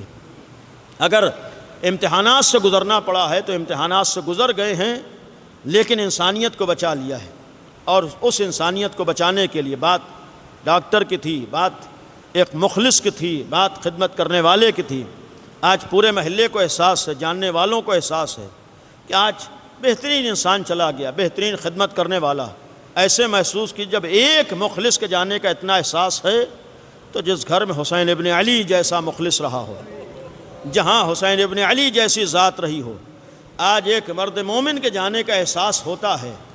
جہاں گھر میں امام حسین سے پہلے 72 لوگ ایک دن میں شہید ہو چکے ہوں، وہاں گھر والوں کا عالم کیا رہا ہوگا۔ آپ محسوس کیجئے، یہ کہہ دینا آسان ہوتا ہے۔ آج جو لوگ اس امتحانی منزل سے گزرتے ہیں، جو لوگ جدائی کے درد کو اپنے قریب سے دیکھتے ہیں وہ غم کو محسوس کر سکتے ہیں. ہر ایک غم کو محسوس نہیں کر سکتا ہے. تسلیت پیش کر دینا اور ہوتا ہے, تعزیت پیش کر دینا اور ہوتا ہے, لیکن خود غم سے گزر کر اسے محسوس کرنا یہ اور ہوتا ہے. جس کے سر سے اس کے باپ کا سایہ اٹھتا ہے اس سے غم کا حال پوچھئے. جو اپنے نگاہوں کے سامنے اپنے عزیز کو جاتے ہوئے دیکھتا ہے اس سے پوچھئے کہ باپ کا جانا کسے کہتے ہیں. اور جب آج ایک باپ کی جدائی ہمارے لیے ناقابل برداشت ہوتی ہے تو ایک دن میں بھرے ہوئے گھر کو اجڑتے ہوئے دیکھ لینا, ایک دن میں سب کا رخصت ہو جانا. یہی تو امام سجاد تڑپ کے کہتے, جب منہال نے کہا کہ مولا کب تک روئیے گا, فرمایا تھا کہ جس کی نگاہوں کے سامنے گھر کے 18 افراد شہید کر دیے گئے ہوں, جس نے اپنے ایسے افراد کے جنازوں کو دیکھا ہو جن کی نظیر کائنات میں نہ ہو. آج ایک نیک آدمی ہوتا ہے, غیر بھی آنکھوں میں آنسو آ جاتے ہیں. تو امام حسین جیسا انسان ہو, جناب عباس جیسی ذات ہو, جناب علی اکبر جیسا جوان ہو, جناب قاسم جیسا, ایسے افراد کے غم کو برداشت کر لینا. امام سجاد نے اس غم کو برداشت کیا ہے, جناب زینب نے اس غم کو برداشت کیا ہے, اور جہاں 4 سال کی بچی نے بھی اس غم کو برداشت کیا ہے. آج ایک جانے والا جاتا ہے. آج 40ویں کی مجلس میں اتنا بڑا مجمع آیا ہے. جب بھی اولاد اور بیٹا اور عزیز اور رشتہ دار مجمع کو دیکھتے ہیں تو احساس ہو جاتا ہے کہ ہم اگر غمزدہ ہیں تو اتنے لوگ ہمارے غم میں شریک ہیں. آج ایک مرد مومن جاتا ہے تو غم میں شریک ہونے والے اتنے لوگ آ جاتے ہیں. ضروری نہیں ہے کہ سب مذہب والے ہوں, ضروری نہیں ہے کہ سب ہم مسلک ہوں. آج انسانیت کی بنیاد پر کتنے لوگ آ کر شریک ہوئے ہیں. جہاں انسانیت کی بنیاد پر لوگ شریک ہو جاتے ہیں, لیکن کربلا میں انسانیت کہاں تھی؟ آج ایک جنازہ اٹھتا ہے تو پورا محلہ جنازے میں شریک ہوتا ہے, اور جہاں 72 جنازے نگاہوں کے سامنے تھے کوئی ایک تعزیت کے لیے نہ آیا ہو. یہاں تو معاملہ یہ ہو کہ باپ کا جنازہ سامنے ہے, اگر بیٹا رونا چاہتا ہے تو کوئی تماچوں سے اذیت پہنچا رہا ہے. مصیبت بالائے مصیبت تو یہی ہے کہ دنیا میں لوگ روتے ہیں تو دوسرے گلے لگا کر آنسو بہاتے ہیں. یہاں اگر 4 سال کی بچی بھی رو رہی ہے تو کوئی تماچے لگا رہا ہے, کوئی تازیانے مار رہا ہے. اسی لیے تو کربلا کو کہا جاتا ہے کربلا سے بڑھ کر کوئی غم نہیں ہو سکتا ہے. اور اسی لیے ہم کہتے ہیں کربلا ہر درد کے لیے مرہم کا سبب بن جاتا ہے, ہر غم کے لیے سہارا بن جاتا ہے. اپنے غم میں اگر کوئی غم ہمارے غم کو قابل برداشت بنا دیتا ہے وہ کربلا والوں کا غم ہے. یہی تو احساس ہوتا ہے اگر ہمارا عزیز گیا تھا تو ہم نے دل کھول کے آنسو بہا لیا, اگر ہمارا عزیز گیا تھا تو بڑی شان سے ہم نے قبر تک پہنچا دیا, اگر ہمارا عزیز رخصت ہوا تو اتنے لوگ ہمارے غم میں شریک ہو گئے. انسان اب نگاہ اٹھا کر دیکھے, امام سجاد کے سر سے باپ کا سایہ اٹھا ہے, جناب زینب کے سر سے بھائی کا سایہ اٹھا ہے, جناب سکینہ کے سر سے حسین جیسے بابا کا سایہ اٹھا ہے. آج 1400 سال گزرنے کے بعد جن آقا حسین کی شہادت کا نام سننے کے بعد چاہنے والے تڑپ جاتے ہوں, وہاں ایک 4 سال کی بیٹی اگر باپ کے جنازے کو دیکھ رہی ہوگی, جہاں ایک بیٹا ایسے حسین جیسے بابا کے لاشے کو دیکھ رہا ہوگا, یہ کہہ دینا آسان ہوتا ہے, لیکن ایک لمحے کے لیے سوچئے. آج صرف تذکرہ ہوتا ہے, ہمارے آنکھوں میں آنسو آ جاتے ہیں جب بہن نے بھائی کے لاشے پر دوڑتے ہوئے گھوڑوں کو دیکھا ہوگا, جب بہن نے بھائی کے کٹے ہوئے سر کو نوکے نیزہ پر دیکھا ہوگا. ایک 4 سال کی بچی کے دل سے پوچھئے, جب گھر میں میت آتی ہے تو بیٹی کے دل کا عالم کیا ہوتا ہے, جب بیٹی جنازے کو دیکھتی ہے تو کیفیت کیا ہوتی ہے, جب ایک جنازہ دیکھ کر بیٹی سے برداشت نہیں ہوتا ہے تو جب سکینہ جیسی بیٹی نے اپنے بابا کے کٹے ہوئے سر کو دیکھا ہوگا, جب اس 4 سال کی بچی نے بے کفن لاشے کو دیکھا ہوگا تو دل کا عالم کیا ہوا ہوگا. عزیزو, یہی وجہ ہے کہ شام غریبہ میں یہ بچی اپنے باپ کے لاشے تک پہنچ گئی, اور جب جناب زینب نے آ کر اس 4 سال کی بیٹی کو اٹھایا, کلیجے سے لگا لیا, ایک سوال کیا, اے بیٹی تم نے کیسے پہچانا کہ یہ تمہارے بابا کا لاشا ہے؟ جناب سکینہ نے فرمایا, اے بھوبی اماں, جب خیموں میں آگ لگ چکی تھی, میرے دامن میں آگ لگی تھی, میں مقتل کی طرف آئی, میں اپنے بابا کو آواز دے رہی تھی, اے بھوبی اماں, اسی لاشے بے سر سے آواز آئی, الیہ الیہ سکینہ, اے بھوبی اماں میں سمجھ گئی یہی میرے بابا کا لاشا ہے. میں اپنے بابا کے لاشے تک پہنچ گئی. الا لعنت اللہ علی القوم الظالمین, سيعلم الذین ظلموا أي منقلب ينقلبون. خدایا ہماری اس عبادت کو قبول فرما, خدایا اس ذکر کو مرحوم کی مغفرت کا ذریعہ قرار دے. پالنے والے اہل بیت اطہار کا واسطہ ہے, یہاں جتنے مومنین موجود ہیں ان سب کی دعاؤں کو قبول فرما، تو خدایا سب کی پریشانیوں کو دور فرما۔ خدا جو لوگ بیمار ہیں، مریض ہیں، کسی بھی تکلیف کا شکار ہیں، گھروں میں ہیں، ہاسپٹل میں ہیں، یہاں پر بھی خدایا اہل بیت اطہار کا واسطہ ہے، تمام مریضوں کو شفائے کامل و عاجل عنایت فرما۔ خدایا تمام مریضوں کو صحت اور عافیت عطا فرما۔ پالنے والے اہل بیت اطہار کا واسطہ ہم سب کو پڑھنے لکھنے کی توفیق عطا فرما۔ خدایا ہم لوگوں کو محنت کرنے کی توفیق عطا فرما۔ خدایا ہم لوگوں کو تعلیمی میدانوں میں سب سے آگے رہنے کی توفیق عطا فرما۔ پالنے والے اہل بیت اطہار کا واسطہ ہے دنیا سے ظالمین کا خاتمہ فرما۔ خدایا اہل بیت اطہار کا واسطہ ہے فرعون وقت کا خاتمہ فرما۔ پالنے والے اہل بیت اطہار کا واسطہ ہے فرعون وقت کا ساتھ دینے والے اگر لائق ہدایت ہیں تو ان کی ہدایت فرما۔ معبود اگر فرعون وقت کا ساتھ دینے والے لائق ہدایت نہیں ہیں تو ان سب کو نیست نابود فرما۔ پالنے والے مظلومین کی نصرت و مدد فرما۔ پالنے والے حق کے ماننے والوں کی جان و مال عزت و ناموس کی حفاظت فرما۔ خدایا اہل بیت اطہار کا واسطہ ہے امام زمانہ کے ظہور میں تعجیل فرما۔ ہم لوگوں کو امام کے ناصروں میں شمار فرما۔ گزارش ایک دفعہ سورہ حمد اور 3 دفعہ سورہ قل هو اللہ پڑھ کر مرحوم و مغفور ڈاکٹر عادل حسین ابن عالم حسین صاحب کی روح کو اصال فرما دیں۔ بسم اللہ الرحمن الرحیم الحمد للہ رب العالمین الرحمن الرحیم مالک یوم الدین ایاک نعبد و ایاک نستعین اهدنا الصراط المستقیم صراط الذین انعمت علیہم غیر المغضوب علیہم ولا الضالین۔ بسم اللہ الرحمن الرحیم قل هو اللہ احد اللہ الصمد لم یلد ولم یولد ولم یکن له کفوا احد۔